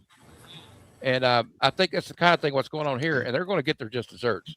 Yeah, I felt like if they were being more, I mean, she's trying to infiltrate this world, so they showed that first part, but I don't think they're they're glorifying it. I mean, I understand though. I don't like that symbol either. You know, it's. I don't I had a think great grandfather that parachuted behind enemy lines in Paris. So I don't think that in 2026 you're ever gonna. I don't think you're ever gonna find a major publisher that's ever going to publish a book that glorifies that idea. I hope not. Stuff. It's Tinian, for God's sake. It's always used. It's used to build villain, to use that symbology to give you that shock, you know, or whatever. Unfortunately, for some people, it's a little more painful. You know what I mean? Yeah. So and plus the symbol in and of itself. How do I say this?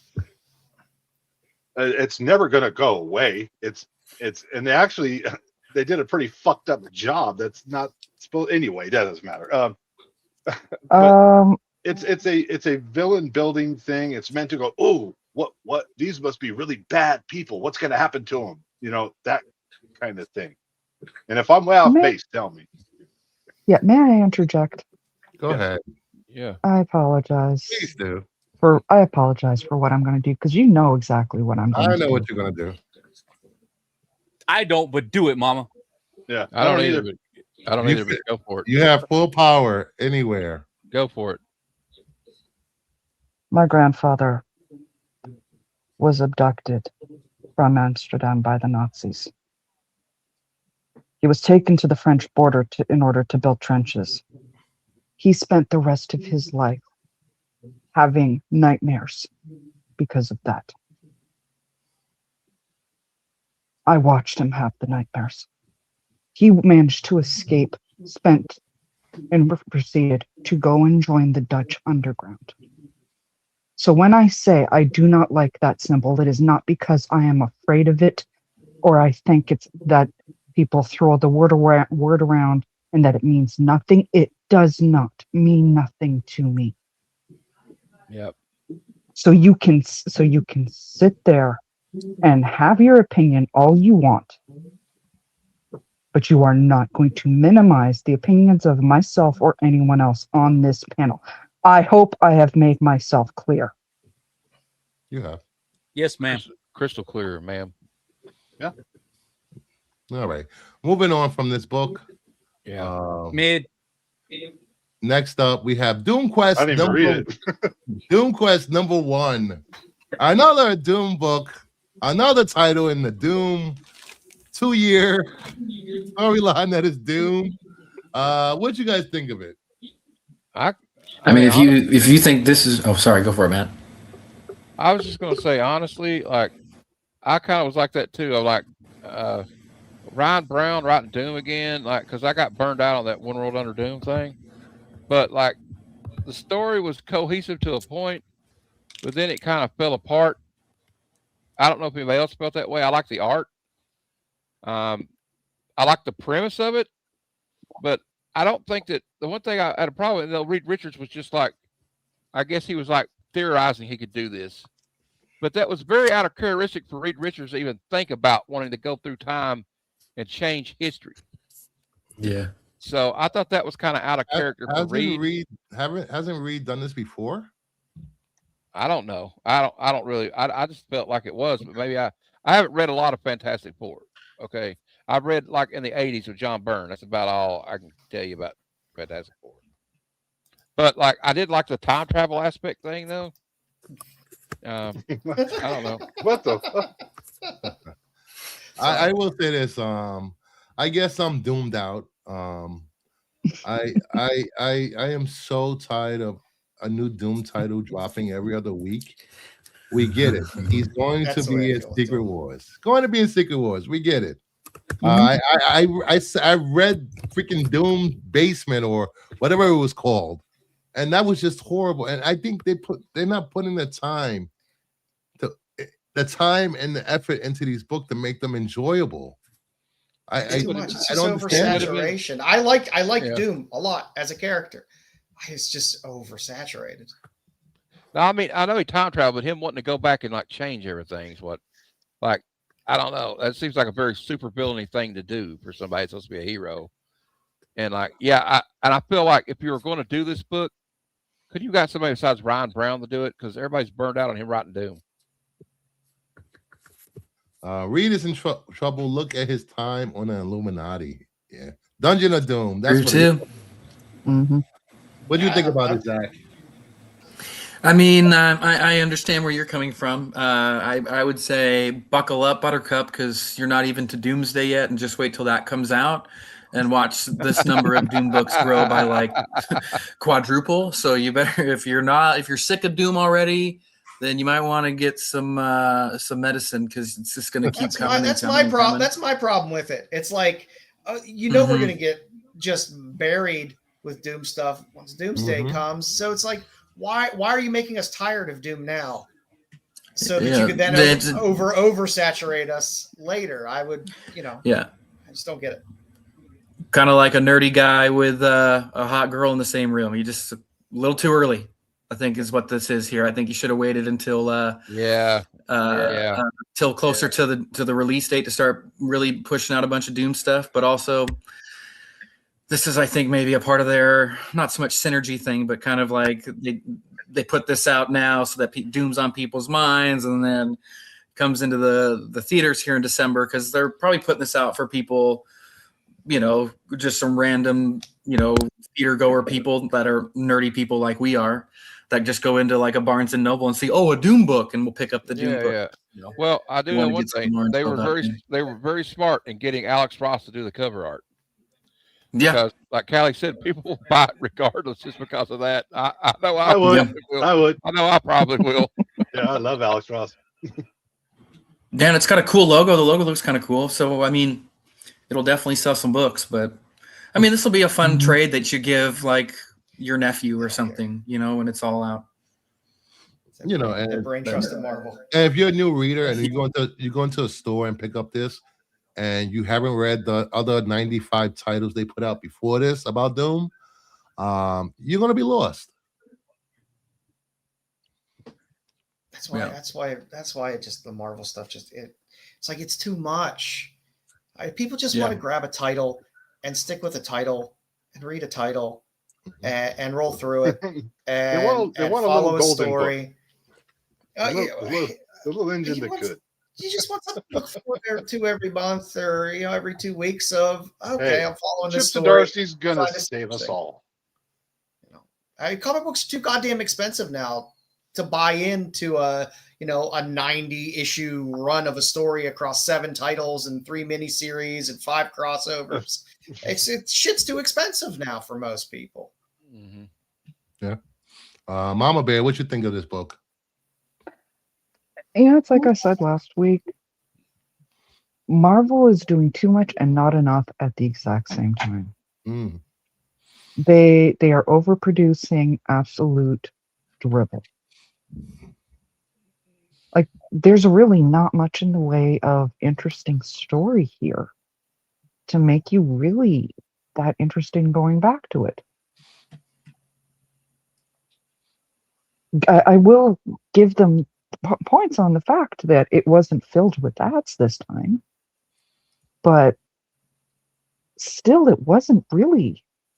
It's not one that's going to make me go, I can't wait to see him on the Titanic.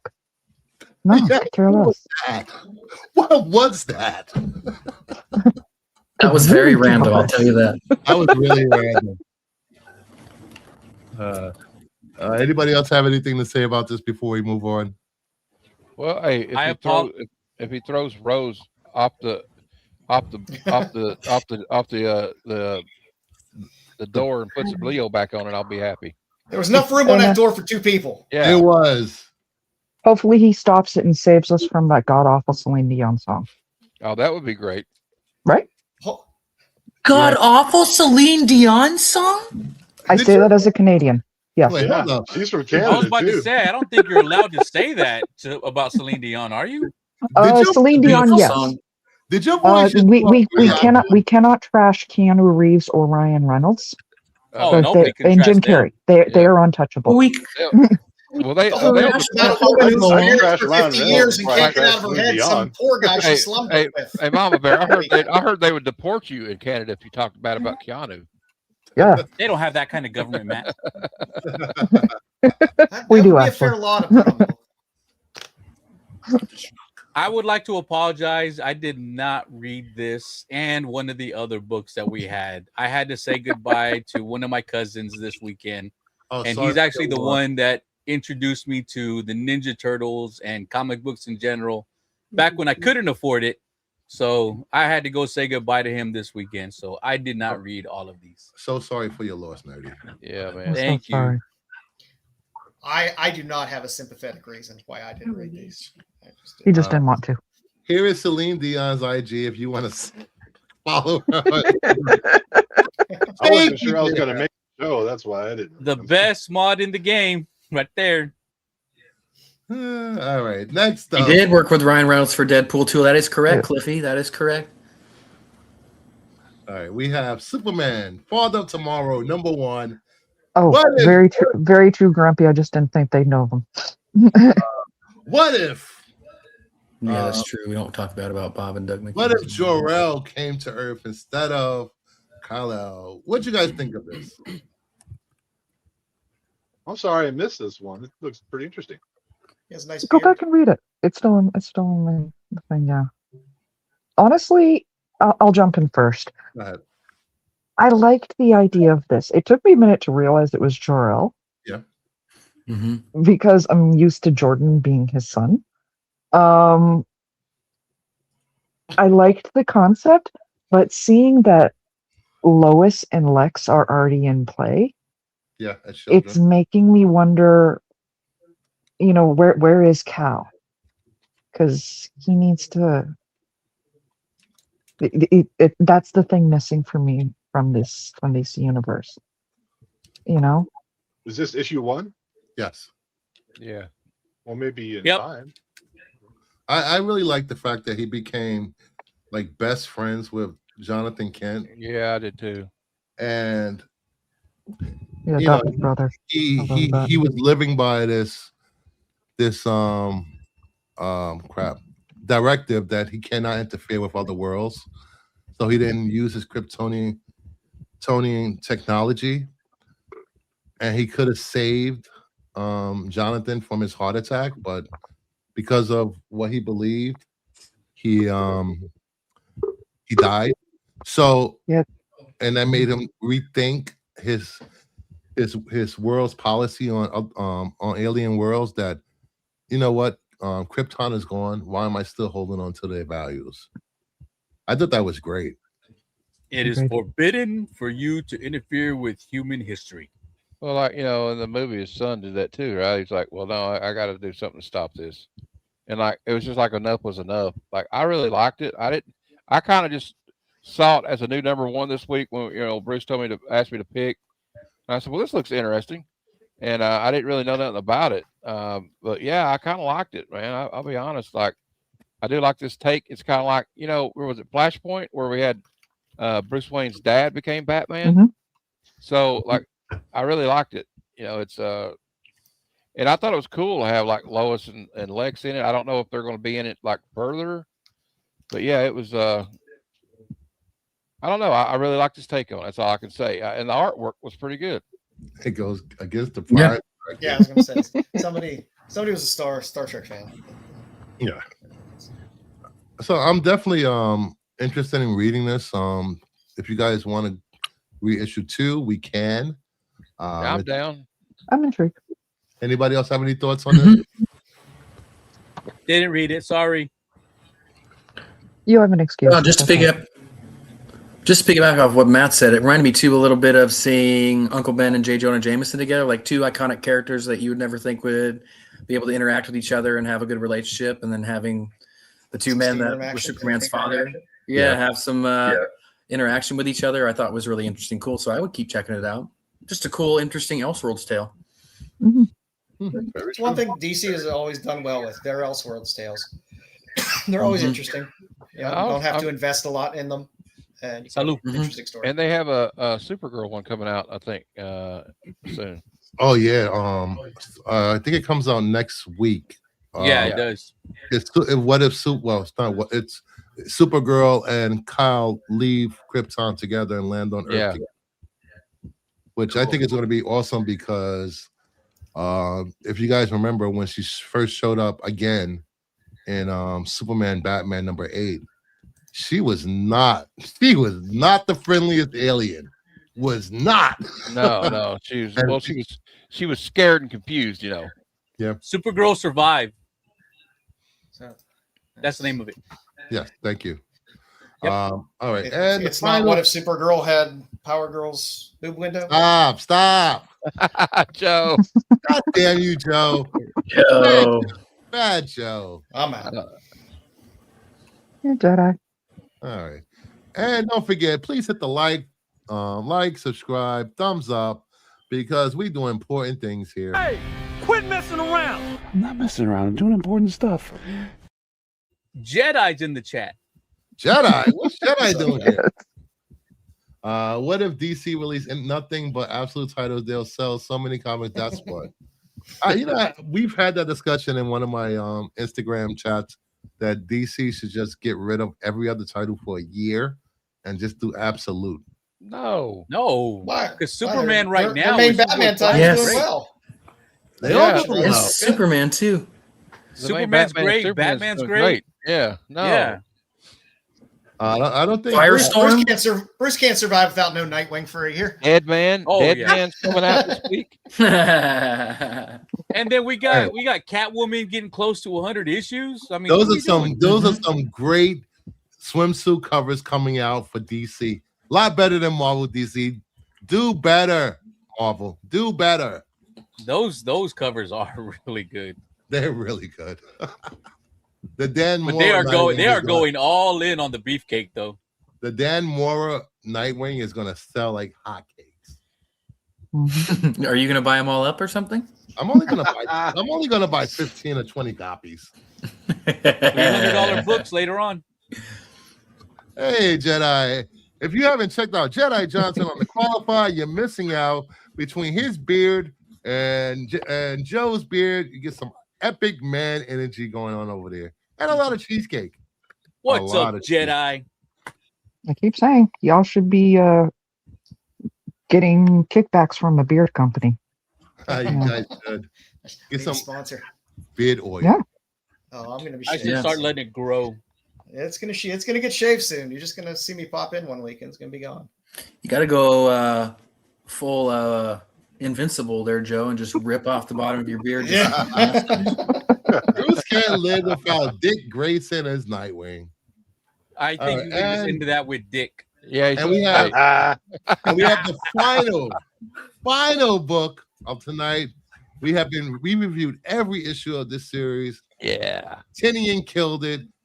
Exquisite Course number 13. Such a great ending to a great run. The middle was a little slow, but it picked up again.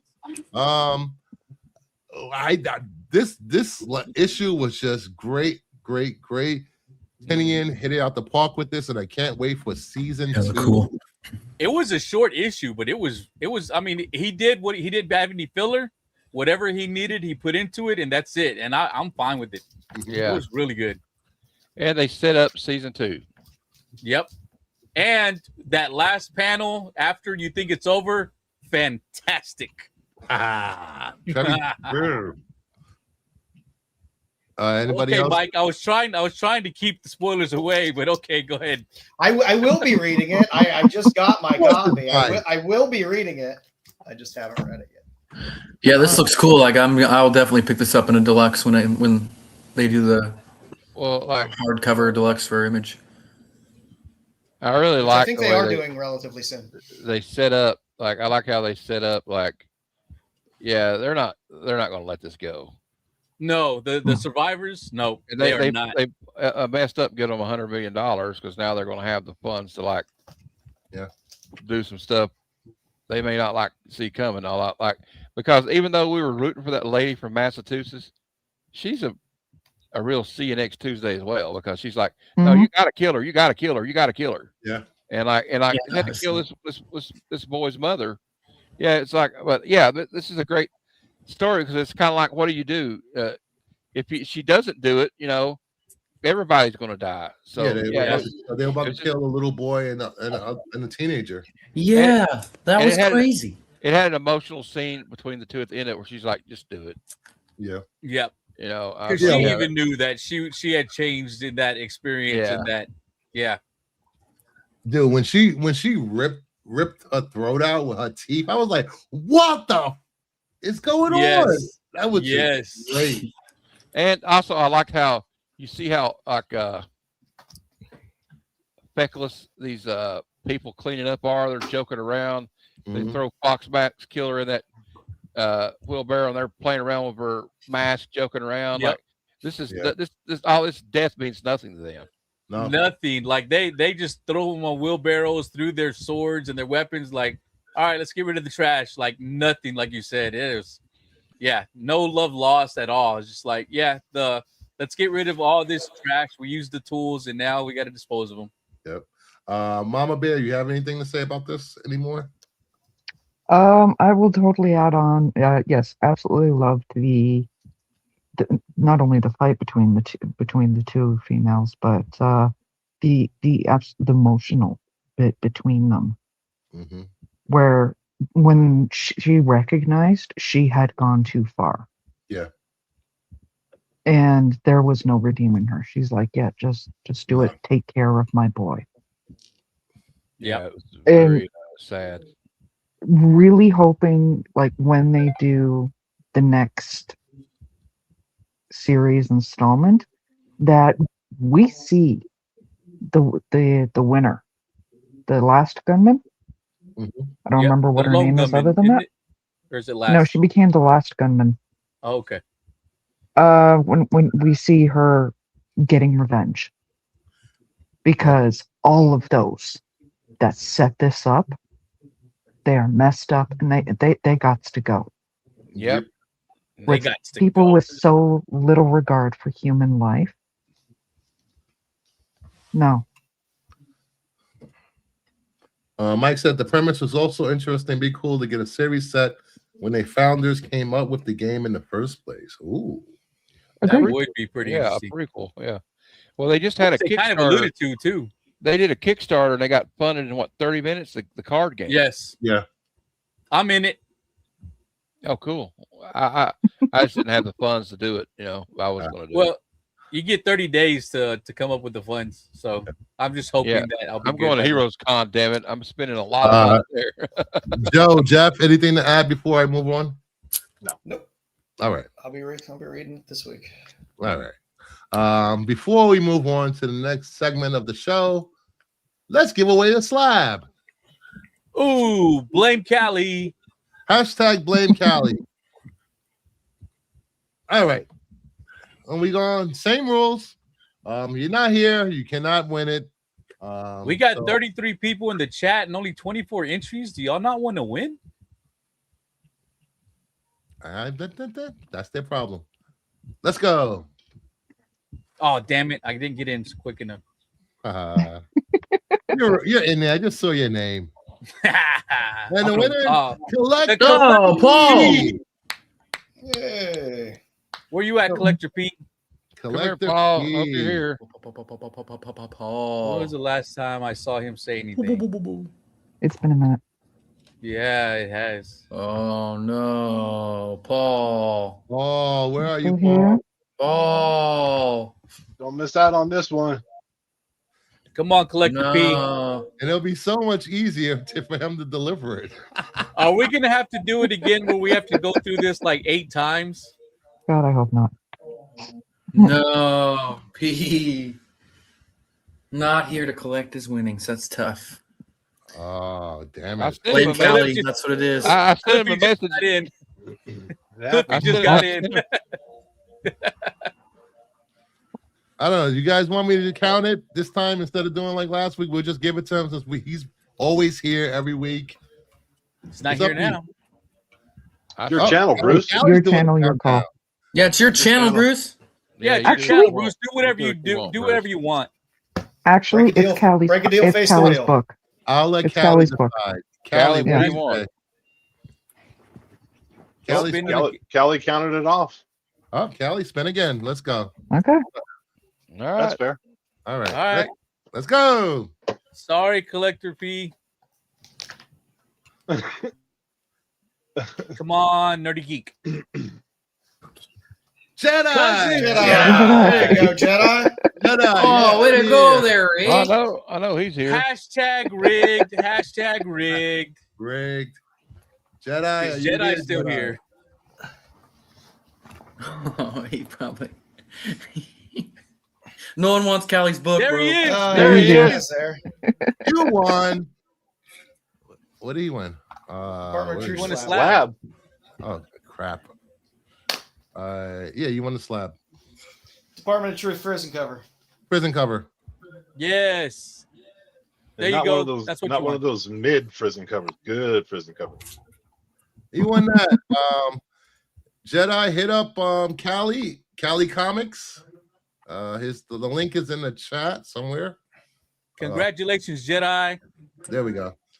Yeah, way to go, Jedi. The Force is strong with you today, sir. Yes, it is. We still have another giveaway at some point, thanks to Cali. We will be giving away pictures of Supergirl. Let me just stop. Okay. God damn. I didn't again. see that virgin. I didn't see that virgin. Bruce. We will be giving away a free container of boy butter. Get out of here with that. Hey, does that, Let's go. I enter Bruce, my name 50 times, guys. Bruce, you need to throw in the boy butter with those pictures of Supergirl. Good. Hand check, everybody. Hand check. Hand check. The next time, I just need the travel size. the next giveaway will be these 3 books: Venom Carnage #1 and Fantastic Four 66 and 67, all Nice courtesy FS. of Cali Comics. Nice. Gracias. Cali Comics. I'll be right back, guys. Congrats, Jedi, for the win, Jedi. You see my message, Matt? I'm sure Jedi, he did. I will send you his Instagram, Cali. He actually, Yes, he is on IG. yeah, I send it to you. Yeah, he is. Killed the corgi. Hey, congrats, woohoo! Blame Cali. Appreciate it, Cali. No problem, Jedi. All right, moving on to the next segment of the show. What is the next segment? I don't even know. Isn't it the covers? Is it? I thought it was Joe. No, not Joe's. No. Maybe. Oh I yeah, don't Joe, know. right? No, it's Creepy Spec Day.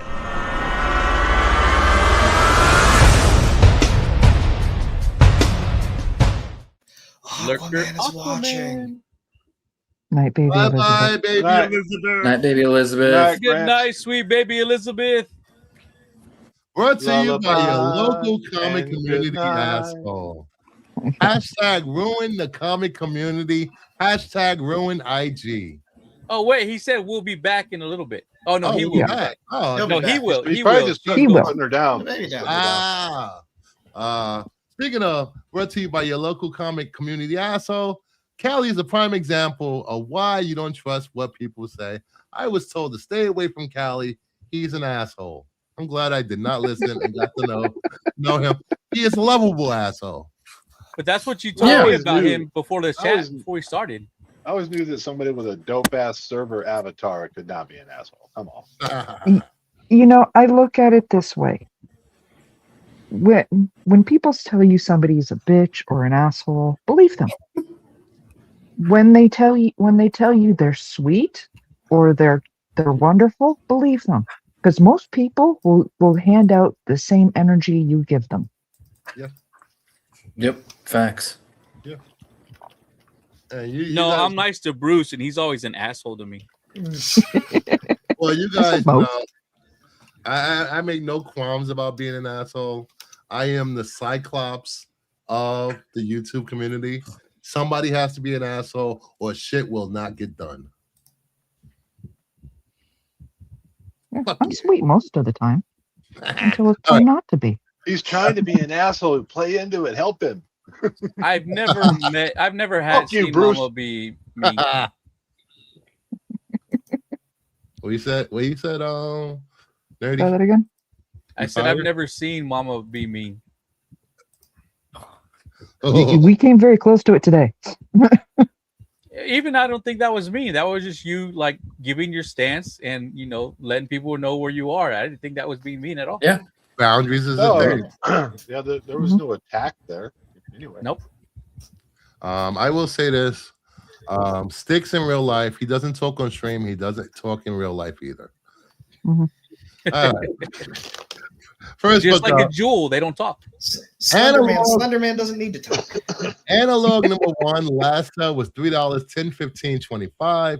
9A high was $100, 526.18. Last 9A sale was $6 back in 2022.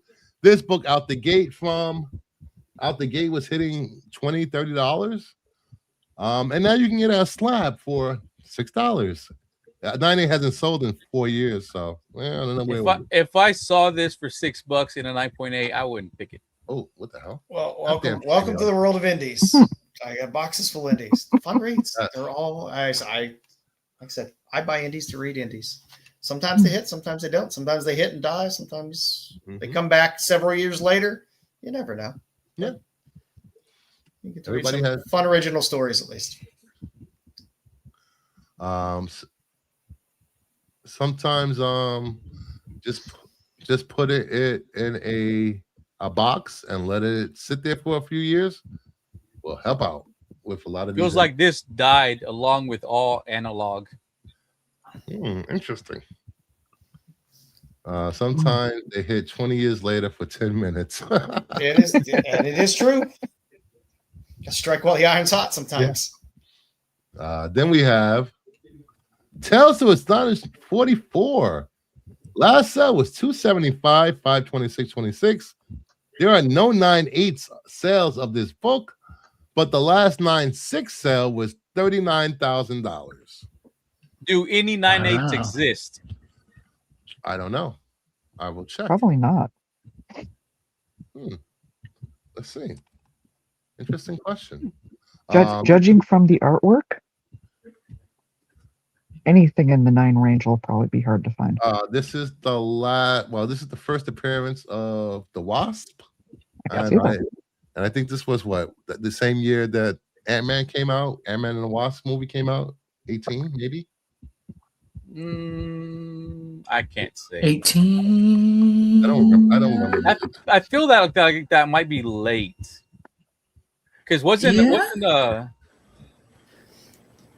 Endgame like 19? I don't remember. Yeah, Endgame was not. I think it was 16 or 17. I want to say, if I remember correctly. Yeah, so this was in between. It was in between Infinity War and Endgame. Maybe it was 18. Ant-Man was 2015. So Ant-Man and the Wasp was probably 18. I don't know how many are on the census, but the last time a 9.0 was sold, it was for $4,500. 2018. Avengers Endgame was 2019. Ant-Man and the Wasp was 2018. Yeah, there we go. Well, I'm just surprised to hear that would be so recent. Because if you told me that this was like 70s, I believe you. 70s, 60s, I believe you. Yeah, the book is. No, he's talking about when it sold. 63. Yes, 1963. Yeah. There's two 9.8s out there that have not been sold. Yeah, a 9.0 was sold in the last 90 days. All right, then the next book up. I would like this book, but I couldn't afford it. Nightwing number 44, the John Romita Jr. variant. Last sale was $4, $11, $6.25. This was hitting $15 to $20 when it hit way back in the day. Nice cover. I like this. No, I don't care what y'all say about JR. I'm not going to knock this. I've said my piece about JR Jr. in the past, but this is a nice cover. This is a good cover by him. Not every artist has a great cover every time. I mean, Nightwing is so wonderful to do art with. I mean, in absolute credit, man does not skip Blake a day. So you gotta love that. Nope. Or Luke's Day. I will pick this up. I will pick this up from the dollar bin. Yeah, I'd pick this up. Even if for $4, I'd pick it up as long as it was, not all. Yeah. Nightwing covers are fun. All right. Next up, we have Aquaman Jabberjaw number 1. Last sale was $5, $513.26. 9A high is $40, and last 9A sells $40 back in 2025. Is it weird that I wouldn't want to pick this up unless it said it's Jeff on the top? Same. I like it's a reverse Jaws homage. Yeah. Just remember while you're saying that, Aquaman's staring at you in the corner there. Different I Aquaman. stand by what I said. No, but when they do the crossover, if they do not do an Aquaman Jeff the Shark crossover, I will be disappointed. Well, Jeff is a land shark, so still. That is weird. Well, they can't though, because they're two different companies. That'll be the next DC Marvel crossover. Yeah, I thought they were talking about doing a DC Marvel crossover for a few bit there. Yeah, I'm sure Jeff's on one of those covers of the crossover. I forget who it is though. It's going to be I think a series ongoing published by Image. Yes, yeah, we need Aquaman and Jeff the Shark. Jeff got partnered up with Crypto. Let's go. I would definitely buy this book. Well, I like it. I love Jeff. All right, then we have Executive Assistant Iris #1. No raw sales, but a 9.8 just sold for $200. $216.26. I'm a little biased because I actually pressed this book for the seller of that book. Of course, this is a J. Scott Campbell. I would not pay $200 for a 9.8, but if I found this somewhere digging, I would probably pick it up. No, I'm going to say I would pick it up. Yes, Cliff. What the hell, Cliff? It's a good J. Scott Campbell. There aren't too many copies of this, and it's like a sketch. There's a sketch. There's different colors. There's like a few covers. I think it was a con exclusive. And her skirt can't get any shorter. I don't think. I think it could. If it did, try. If it did get any shorter, she'd have to have 2 hairdos. Yeah, I was gonna say she might need a haircut. You'd know if she waxed as it stands. Oh my God! Probably tell she waxed.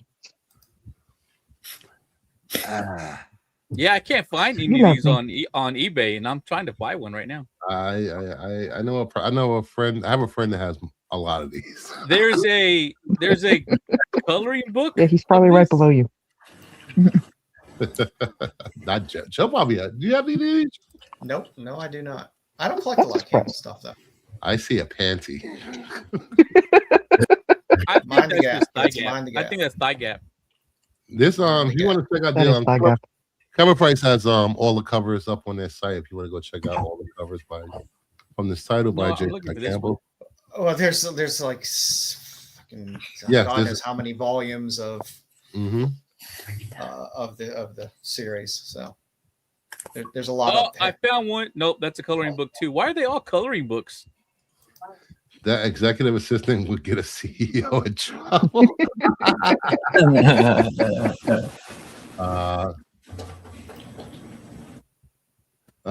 Next up, we have Uncle Scrooge #34. Last sell $11 for $12.26. 9A high was $191, and also the last 9A sell back in $624.25. This is call box cover. $11. I wouldn't mind paying $11 for this. Well, this was the RI, wasn't it? Oh, it's a cover B. Wow.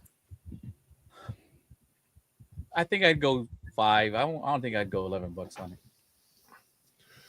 I don't collect a lot of Disney stuff. If I do, it's old stuff. But hey, there are Disney collectors out there. People love it. Yeah. Ooh, excuse me. Bless you. Bless you. All right. Then Thank you, guys. You're welcome. Then we have Wonder Woman 49. Last sell $41, $515.26. 9A high was $150 back in 2021. Last 9A sell was $125, $325. And this is the legendary Neil Adams. I would pick this up. at any of those prices. Well, not the middle one, but the other two. And what, you got the Finch innards in there as well in that book, I believe. Yes. Yep. It says right there. D. Finch. Yep. Finch. Finch. Finch. Yeah, I picked this up for 40. I picked it up for 120 and a 9.8. I would just to wave it around to say this is Superman's who he's supposed to be with, but that's just Wonder Woman 49 only worth it for the Neil Adams and it being a Kiss cover. Yeah, exactly. Yeah, and it's probably one of the last covers he probably ever did. Could be. It could have been. Cliffy, is that way of saying you wouldn't pick up this cover? I mean, I wouldn't spend $41 for it. I'd spend 40. Yes. Thank you. I don't know, maybe 25. Agreed, Cliffy. I am not a Super Wonder fan. I will not ship these two ever. There are a lot of those fans out there. Nope, not doing it. For Cliffy and Bruce, this is for whenever Lois dies of old age and they are still ageless. Yeah, I mean, Superman's got to have options open. He's got to have his options left open. Eventually, Lois is going to die. That's why we want Peter and Mary Jane together, but you hate them together, Bruce. No, I just you hate them together. No, I just hate that people hate the way Spider-Man is written because they're not together. That's not why. Spider-Man's not good. If they were together, I bet you people wouldn't complain about the writing at all. No, they'd complain about the art. Yes. We can still complain about the art. All right, then we have Black Panther Cape and Cowl #1. Last sale $34, $429.26. There are no 9.8 sales for this. It's a nice cover, but I don't know. I think this is a Jay Scott. No, it's not Jay Scott. Is this a Halo 2 homage? Is that one of the ghosts he's riding right there? Who did this? I forgot who did this cover. God damn it! Who did the Storm cover you got? I got Michael Turner. You got a Jay. Who did damn it? This isn't Michael Turner. I forgot who did this cover. I'll look it up. Thank you, Nerdy.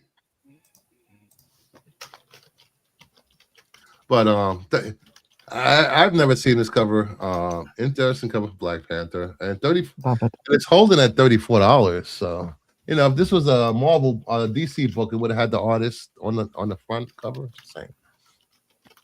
That's the proper king and queen of Wakanda. I stand by it. Oh, is it Jamal Campbell? Is it? No, let me see. Yeah, it's Jamal Campbell. Jamal Campbell. It's Jamal Campbell. Thank you.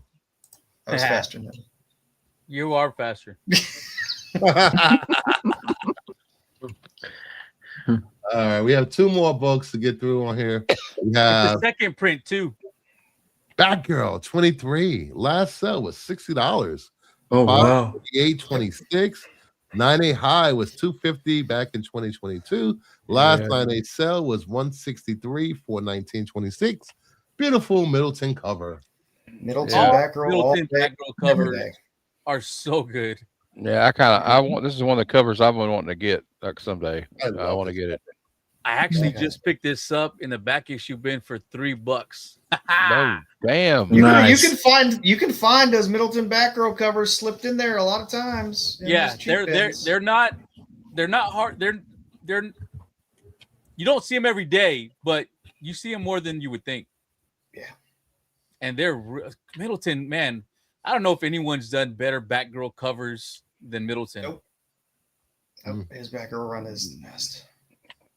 Well, Adam Hughes is the only other one I would like, but you know what? I would put Middleton up against the Hughes covers that he's done. No, I wasn't comparing. I just said another one I like. That's another one I like. Yeah, he does good ones too. But man, like for the Middleton had a run. Yes, he did a run of just killer. It's like Hughes on his Catwoman run. That was a great run, but this Middleton run with Batgirl was so good. 163 is still high for 1.98. Middleton fans raised the price of these covers. I mean, I think he's starting to get more recognition for this run that he did. more and more people are starting to run into them and pick them up. They're getting harder to find, especially in good grades. This cover's been homaged in exclusives. So yeah, I would definitely buy this. Nice. And I don't know if I finally, would pay that. Yeah, I find it cheaper than that. I just got it for $3, so yeah. And finally, Amazing Spider-Man Super Special #1. Last sale was $35, $225.26. 9A high was $326 back in 2021. Last 9A sale, $165, $72.25. Huh. Interesting. Grumpy, I'm gonna have to check out that Middleton Poison Ivy run. This is not. I don't think this is a good cover. I would not pick this up regardless. No, I wouldn't. It's kind of weird. I'm not a fan weird and ugly at all. But there's people love it, and there's a lot of Venom fans. There's a lot of Spidey fans. Yes. Did somebody throw a mad ball at them? Is that what that is? A mad ball. That's yeah. Look at this. Sticks has a book on the list. Sticks has an amazing Spider-Man. He has a complete Amazing Spider-Man run. Wow. Barbarian Kung Fu. This is a flip book? Yes. Oh. Yeah, if I saw this for $35, I would not want to pick it up. If I saw it for $5, I wouldn't pick it up. It has a cover in the back, he's saying. Yeah. It lacks 2 things I require on the cover of a comic book. I'll just leave it there. 3 or 4. Well, Artemis 2 found 4,000, Alex. And it's time for Joe's Doolin Said So. I don't even remember what I put on. Oh, okay. For Flaming this week, Merca and Dolpha has a nice cover on Junk Punch #1. Who doesn't want to read a comic book about a lead character who just likes punching people in the balls? I'm gonna read it. I love Merca's covers, so I'm picking that up. For New Comic Book Day, Only the Savage are left. What, you get a virus, and the only way to cure yourself is to kill somebody? Looks like it'd be interesting read. Dark Horse has some good horror. Wasn't that was a movie, wasn't it? Something similar to that. There's 8 million movies like that anymore that are out there. So yeah, I would say yeah, probably.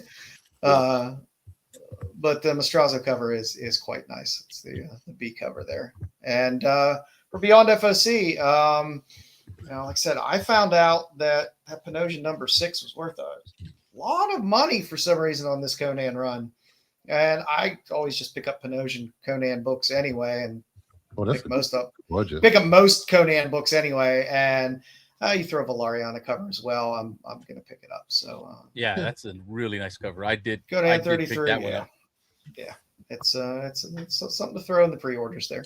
Yep. And I did go through my books, Joe. I do have 2 of that #6. Yeah, I don't know why it popped the way it popped, and who knows, eBay, but I ain't gonna knock it. I should probably sell one or both before they drop back down to nothing. I gotta keep my Conan running intact, so I might let one go, but there's one that's gonna stay in the box. That's what I got for this week. Nice. Thank you, Joe. Did you look up the #6, Bruce? No, I'm looking now. I'm trying to remember if I have it or not. It's a nice cover. It's a really nice cover. And I found it in the back issue bin like maybe 4 months ago for like $4. Was it a cover A? Holy crap. I don't remember. You have it? I'm looking at it. Holy crap. That's it? Yep, that's it. There's a foil? I didn't know there was a foil version of it. Holy crap, this is a good cover. I don't have it. It's a really nice cover. It's a really good one.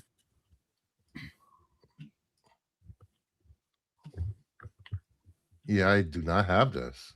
Yeah, it's a really nice cover. That's really good. I mean, you could probably still find it. The back issues, like I said, it wasn't that long ago that I picked it up. $4. Metal 2 Dead Point 937, 10 great bunch of covers. Wow.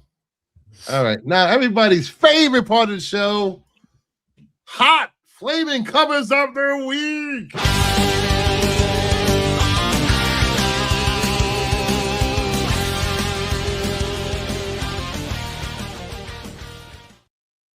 All right. Nerdy says there's going to be 6 DC or Mark Spears covers on the list.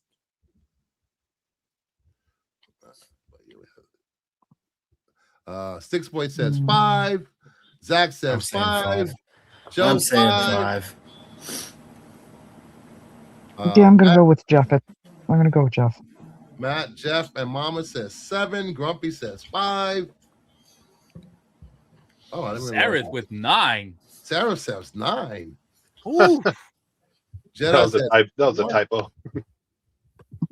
That says a lot of 7s tonight. A lot of 7s. Wow. Wow. All right. Wow. Wow. Let me look at this poll and end this poll because this poll has been running. Hey, meow. Is there a true comic community?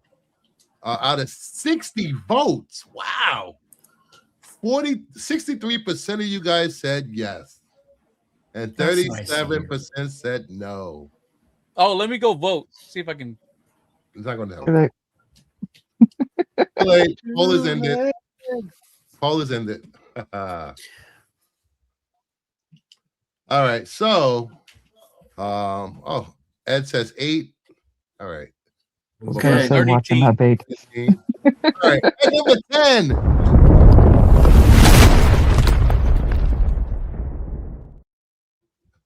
What if Uncanny X-Men #1 and 1 in 25 Bendini Incentive, the greatest father and husband ever, Cyclops? No bullshit. What if Cyclops never left?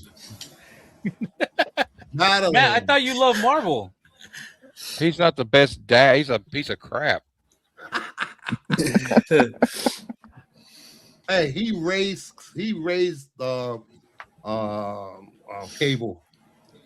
No, he did. Yes, he did. No, he didn't. Yes, he did. Yes, he did. What are you guys talking about over there? Yes, Get out of here with that. Come on. Oh, Cyclops God. and Phoenix. They went to the future and raised Nathan. God damn it. Oh, For how long? I don't care. He still was a part of his life. He looks like he needs a. There's a difference between part of the life and raising. Yeah. Cyclops went out for milk and never came back. Yeah. Milk being Jean Grey. You want to leave for Jean Grey? Doesn't she look just like Madeline Bryant? Yeah, what's the fucking difference? But Maddie was a bitch. Technically, Maddie was younger because she was. Hey, Bruce, I'm sorry.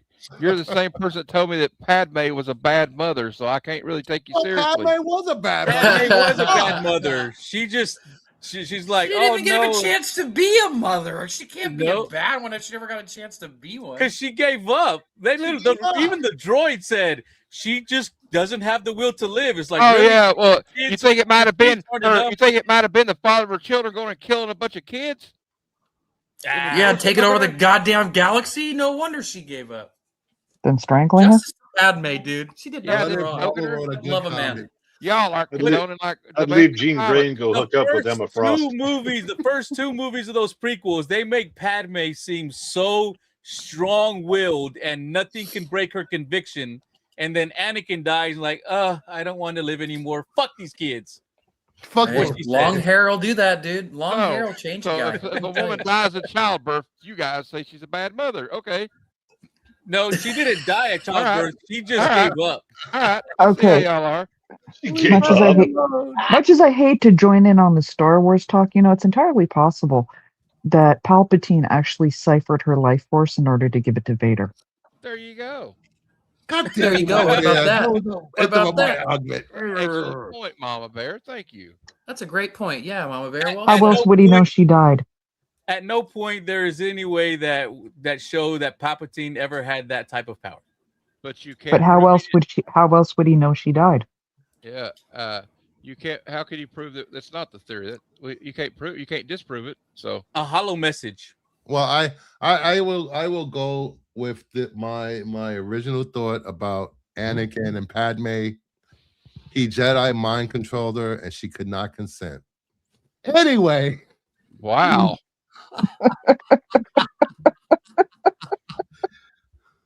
And thank you for the Star Wars reference because you get this. Who are you? I'm Ray. Ray who? Ray gonna be a better mother than Padme. She's a better mother and Jedi. Oh, here we go.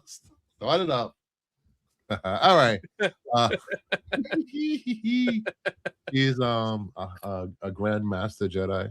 Just saying. At number 9. A rose by any other name is still a Palpatine.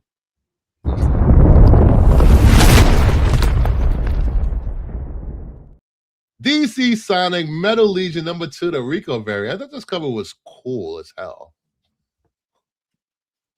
It's pretty cool. Mm-hmm. It's cute. I know some kids in my anime club that are gonna just love this for sure. You know, and he's DC. This Sonic is a kind of a cool crossover. Yeah, the action figures they had come out with them are pretty cool looking. I didn't pick any of them up, obviously, because I'm almost 36 years old. But I am 36 years old. That's true. But they are pretty cool. It's a cool little line. This is coming from the guy that reads funny books. Okay. Teach their own. Yes, as you have Naruto figures behind you. Anyway, at number 8, they're around somewhere. I should hate. I got a really cool poster according to the chat right here. I don't listen to the chat. They don't know what they're talking about most of the time. At number 8.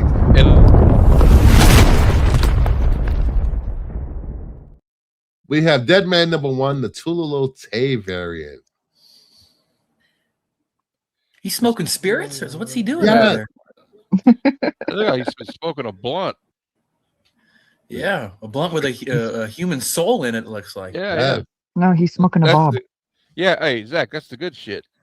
Yeah, I was gonna say that term, you know, when they say, "Hey, we smoking that so and so pack tonight," that's what that is. Smoking that Dead Man pack tonight, I guess. Dead Man in a suit. Let's I go. love you, sweetly.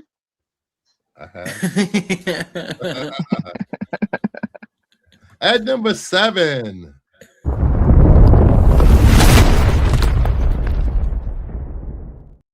Godzilla Infinity Roar number 5, the Mark Brooks variant.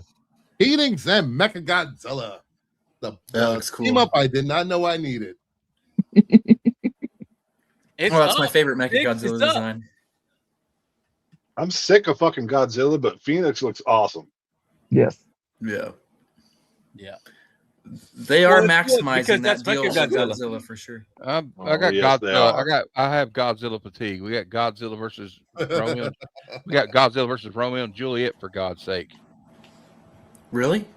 Yeah. No, it wasn't versus. It was just Godzilla and Romeo versus Juliet. Well, that's. Oh my gosh, I gotta go read that. That sounds amazing. You don't want to read it. You don't want to read it. It's not. It's not amazing.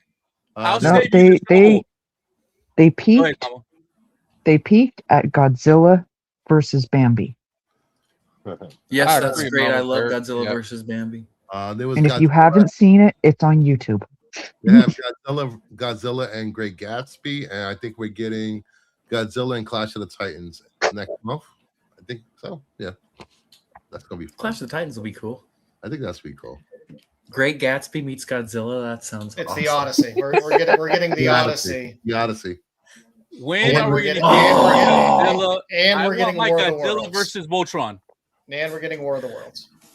Oh, see Godzilla versus the aliens from War of the Worlds. That's gonna be sick. And the covers are fantastic. The covers for Odyssey are great, and the covers for the War of the Worlds one is great as well. I think Flops did one on the War of the Worlds. This is what a comic boner looks like. Hey, Bruce, I dropped the link in the chat for Godzilla versus Bambi. All right. Again, if anybody has not seen it, go back and watch it after the show. Yeah, it's great. It's a quick watch. Absolute Godzilla. Yeah, All right, it and doesn't last long. Number 6.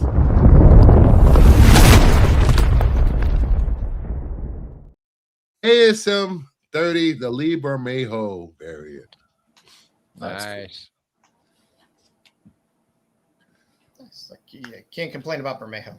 No. Just can't. Well, Superior Spider-Man is really cool looking. Yeah, it's a dope cover. He's done some. He's really not did too many bad covers for Amazing Spider-Man. Bermejo was my Artist of the Year pick for 2025. Well, that's a good pick. Don't say it's from Respect, Jeff. Respect. It's the wrong pick, but respect. I think Catwoman. Good question. It's a really good question. Got all these in my 1 in 100 from LCS for 30 every time they come out. Wow, Myers. Nice. Wow, that's a great price. Yeah, because that's what they're worth about now. Shut up, Bruce. Don't trash the man's collection. I'm not saying anything. At number 5.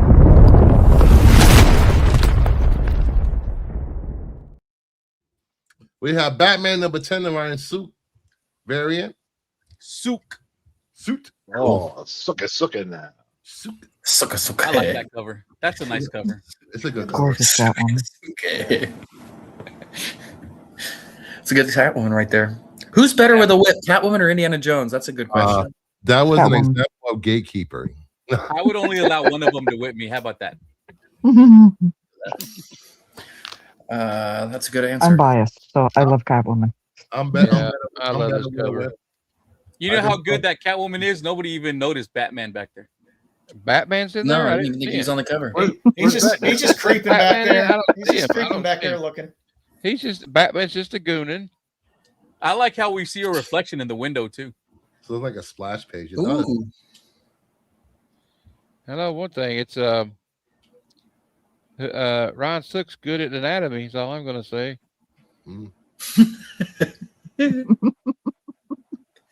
I wonder what his reference Absolutely. was for this.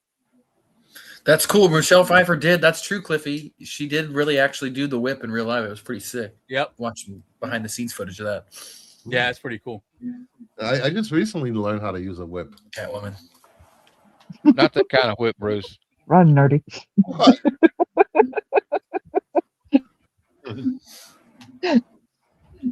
All right. Now that's number 4. God damn it.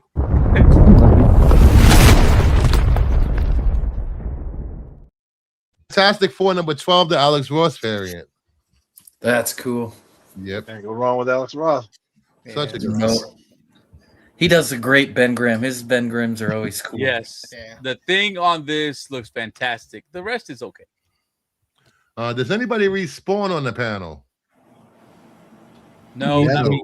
Well, I used to read it. I just not anymore. Confessions with Bruce. I collect all the. I do collect all the McFarlane covers, but that's Meyer, is it good? Should we start reading Spawn? Bruce is taking up dog sledding. So many things I want to say to this, but I will keep my mouth shut to protect the innocent. Dog sledding. I'm currently Dog at sledding's Spawn cool. 301. Nice. All right, at number 3.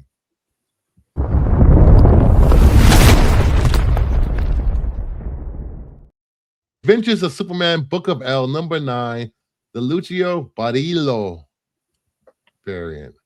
Lucho It's Parillo. supposed to be Henry Cavill? That's the way I want.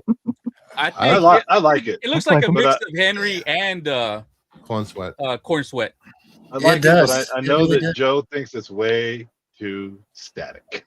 No, I No, love because he's not Brillo. flying. He's not He's not flying, flying. just standing there. There's a little action in there, and it's Brillo. I can't. Okay, all right. Good. Yeah, Parillo's been doing. I'm sorry, Parillo's been doing a lot of really nice Superman covers. It looks like a oil. It looks like a Nerdy's oil. Gringo came out for a minute. He's like, Brillo?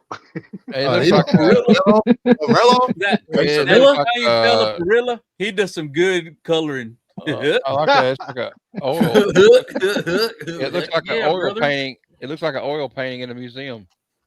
Yeah, well, I mean, him and Carla, all their stuff looks like that. I'm Yeah, still. looks I pretty told good. my wife I'm going to save up some money and I'm gonna get Perillo to do a commission of an oil painting of King Conan, because I would, and with Arnold. Badass. That's what I want. That'd be nice. Yep. I like so I respect those people that are still painting covers. I will say this: after you go pick up your Perillo cover, make sure you go out and get some tacos. Some fajitas. Cállate la pinche boca, güey. Some quesadillas. Voy a matar a todos. Some tamales. Some tamales. Yeah, don't forget the guacamole sauce. Oh, gotta have your guacamole sauce and a burrito, dude. Gotta get one of them burritos. Yeah, and make sure you chicken burrito, and make sure you get some mole sauce on the side and some chimichurras. Some chimichurras.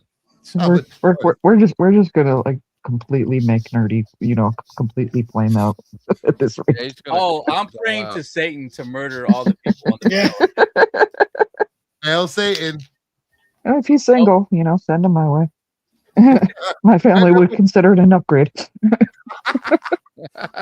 And number 2.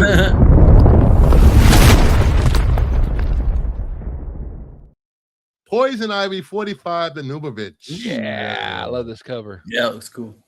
I still have a shot. I still have a shot. Really good. I think I'm out. Yeah, y'all are out. All the 7s are out. I'm out. Yeah, I picked 7. I almost went with 6 though. Oh, there's a lot of 7s tonight, right? Yeah, we did have a lot of 7s. And 1 8. This is a gorgeous Nubovich cover. That one's suitable for a friend. Yeah, I got he's doing all the he's doing covers on Beyond Valiant as well. I got this one on my pull list for sure. He had a Zorro cover for this FOC that was really nice. I'm like, wow, look at him doing a non-Poison Ivy, non-female cover that's actually really nice. Honestly, I love this. I want this as a poster. My kid would steal it, but I want this as a poster. Oh, yeah, hell of a poster. And it looks like it might look cool in the black light as well. It does. Right? Yeah, make a black light poster of this now. Yeah, we need it now. Give me some black velvet on that. For a little bit, I guess. Just make sure and look at it under the black light before you open it. We don't want to NYCC exclusive. The Jackson Pollock variant. Well, I think we can do that on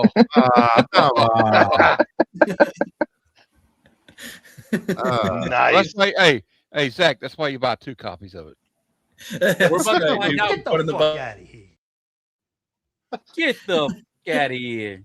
This is what happens when you get more than one Canadian on the panel. How is this number 1, Callie? Because it's my goddamn show, Callie. Yeah, Callie, you watch yourself, man. Yeah, you get kicked in the ass. Real hard. Listen here, see, you dirty rat. Yeah. Somebody take him out. Somebody take him out back and show him the car. Show him the trunk of the car. Somebody now go get your fucking shine box. Oh shit! Oh damn! Get your fucking shine box. Last man I heard say that ended up buried. California boy. Wow. I don't care. Bitch, please.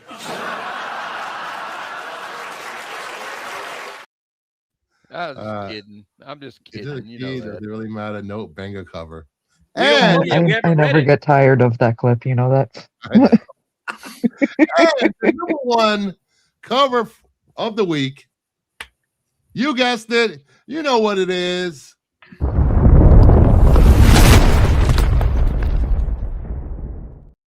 Poison Ivy 45, the young variant. Gorgeous. Boom. Gorgeous cover. I would just like to say thank you. And also, no one else put 6 in the chat but me. So I am the only winner here. There you go. Okay, I guess if Matt wins, go ahead and spin it. I'm just kidding, Callie, man. I love you, brother. I was just joking. In case you didn't know, that clip was from Vicious, one of the greatest shows that came out on BBC, and they got canceled. Bastards.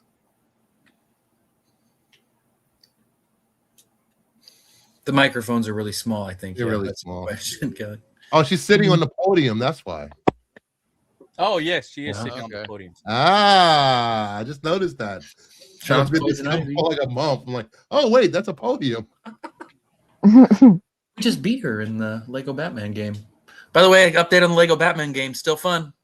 If you want to play the new, like playing the Lego games, this new one is a lot of fun. So, well, my daughter's training for video games is about to start on console, so we're gonna start off with a bunch of those Lego games. Oh, nice. Yeah, they're great ones to start with. I'd say they have great sound effects.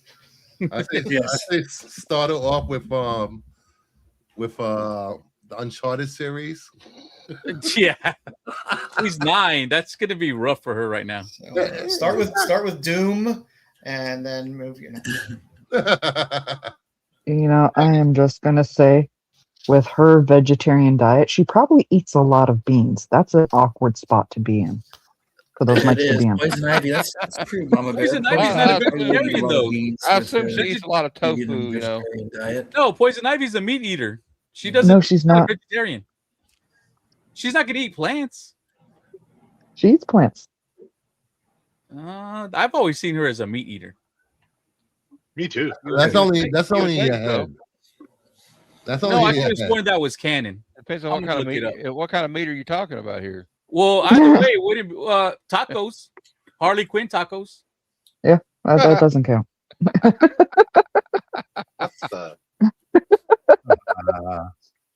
All right, we're gonna do the final giveaway before we get into Golden Age. The 3 comics that are given away are Fantastic Four 66 and 67, and Venom and Carnage, courtesy of my favorite asshole, Cali Comics. And you can check him out on Instagram. Here's Cali Comics. The link. Aquaman does eat fish too. Cliffy, great point.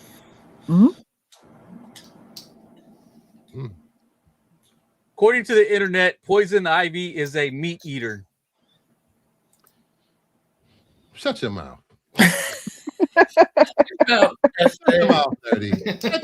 Bruce likes to say every time I'm right. That's what I do. And he says it a lot. Shows how often I'm right. She eats right. All right. Here we go. Let the fighting begin. Wiener is the wiener. No whammies. No whammies. Stick points. Dude, hashtag rig. The whole qualified cast. Yeah, breaking it into Let's go, Sticks. Hashtag rigged. Rigged. I need to get on the qualified more so I can start winning this. Hashtag rigged. Is Stick still here? He said That's something what I'm not too long wondering. ago. Yeah, there he is. There Congratulations, Sticks. Damn. Way to go, Sticks. Wow, Jedi and Sticks won tonight. The Yeah. qualified Illuminati. Hashtag rigged. Hashtag rigged. And Joe didn't win, and Joe's the architect. Joe never enters anything, even when he's not on stream. All right, let's get into some Golden Age sales. So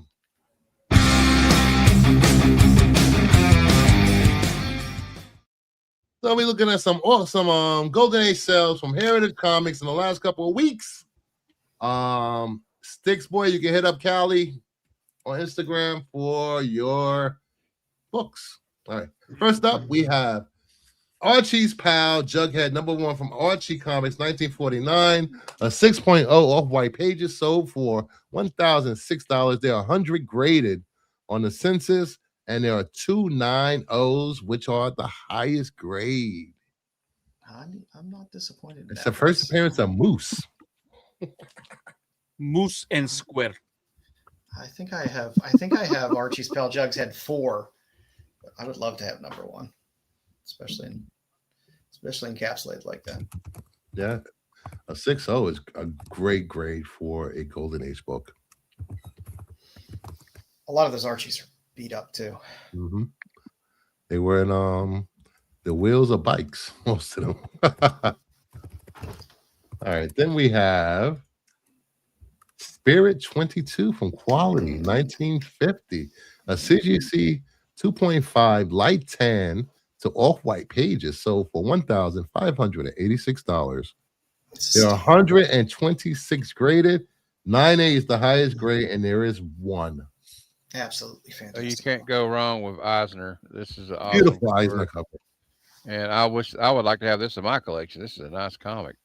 Yeah, I mean, the beat up part of the book isn't anywhere where it distracts from the beauty of that cover. Yeah, I agree. Am I the only one who sees her like giving herself an injection in the thigh? Kind of looks like it, yeah. She's slipping it in the thigh highs. Yeah. Joe knows. What's I guess a knife. Looks like she's giving herself an injection. Oh, jeez. This is who that man here?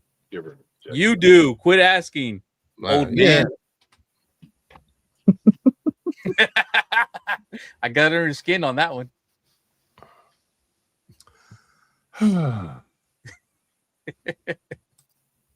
Anyway, next up. Top Notch Comics 22 from MLJ, 1941. CGC 3.0, off-white to white pages. Sold for $3,904. 19 graded on the census. There's only 194, and 94 is the highest grade. Wow. I can't imagine why this one didn't take off. Yeah. A little bit of a problematic name there. Yeah, it's very problematic.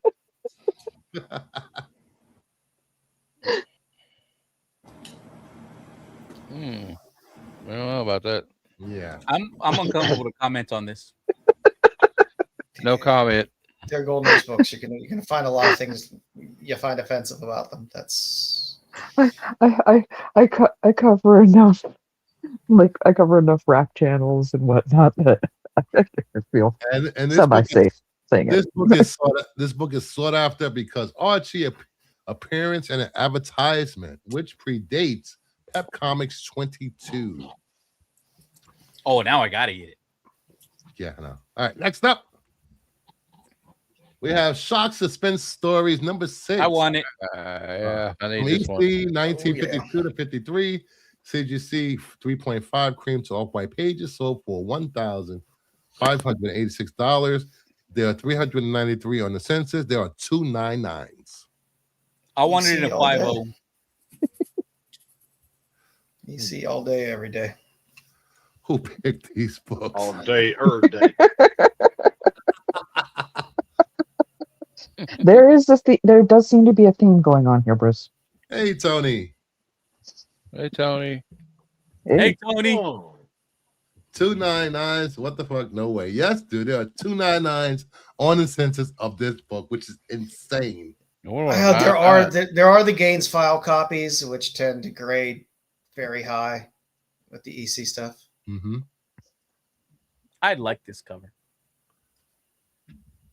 It's a very EC cover. That's all I can say. Yes, it is. Yes, it is. Is that the first appearance of Red Hood?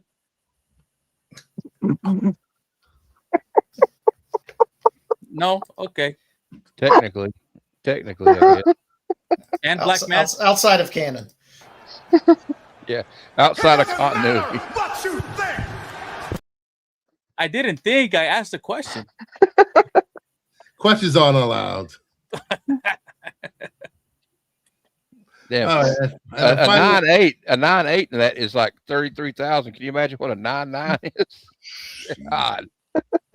Okay, are we going to go minimum 50 or 60? What? I'm going to go 200 grand. Probably. 200, but there's two of them though. Yeah, I would still put it up for 200 grand. There are EC. Oh, you would put it up. I thought you said that's what you think the value No, is. I'm saying I would put it up if I own that book. 200 grand just to start. Yeah. Okay. You'd have to sell the. You'd have to let Heritage do it. You know, golden age collectors aren't poor. They're not poor. They're not poor people. Okay, I see there's a question for me in the chat. Which one? Sticks. What does Mama think? I'm just gonna say between this cover and the title of the last one, there seems to be a theme going on. Yes. That's all I'm saying. Different world. Yes, expensive books. That's the same thing Lack I of a got, better Mama. term. Thank you. Oh, sorry. Oops, sorry. I forgot to take the banner down. Sorry, Tony. You missed both giveaways. And the final book. You wouldn't have won anyways, Tony. It was only for qualified people. Adventure Comics. DC Comics. Don't you forget. 1941. CGC 1.5. White pages on a 1.5. So for $2,928. There are 70 graded on the census. 9.4 is the highest grade and restored. It's the first appearance of Starman Ted Knight. Welcome back, Pops. Hey, Pops. Hey, Pops. Pops. What the hell? This cover doesn't do anything for me. Just to be clear, they are the villain in the book. Yes. It's Starman. Get out of here. All right. And that brings us to this. Thank you everyone for showing up, hanging out. Show went longer than I thought it was gonna go. Thank you everyone on the panel. Joe, Mama Bear, Nerdy, Matt, Jeff, and our newest Knight of the Kingdom, Zach, Tales of a True Believer. Make sure you check out Zach and I every Monday night on the Power Hour as we dissect Hollywood and films, pop culture, anything other than comic books. This Monday, we will be talking about is Hollywood out of ideas? And we will be giving you a rundown and breakdown of all the movies releasing in June. So make sure you show up. If you missed my Get Fucked video, you're missing out because you only have a few more hours. Well, maybe a few more hours to get your FOC in on your favorite online retailer. Hit the like, subscribe, sub up to Nerdy Geek, sub up to Here's for High Comic Club, sub up to Renovision, and coming to a YouTube near you soon, Tales of a True Believer YouTube channel. And make sure you check out the Black Order Comic Club YouTube channel because Zach has done 2 great Daredevil deep dives into the Bendis run. So check it out. And anything else before we go? Yes, getting back to brass tacks about the following people that I hate and their channels. We're gonna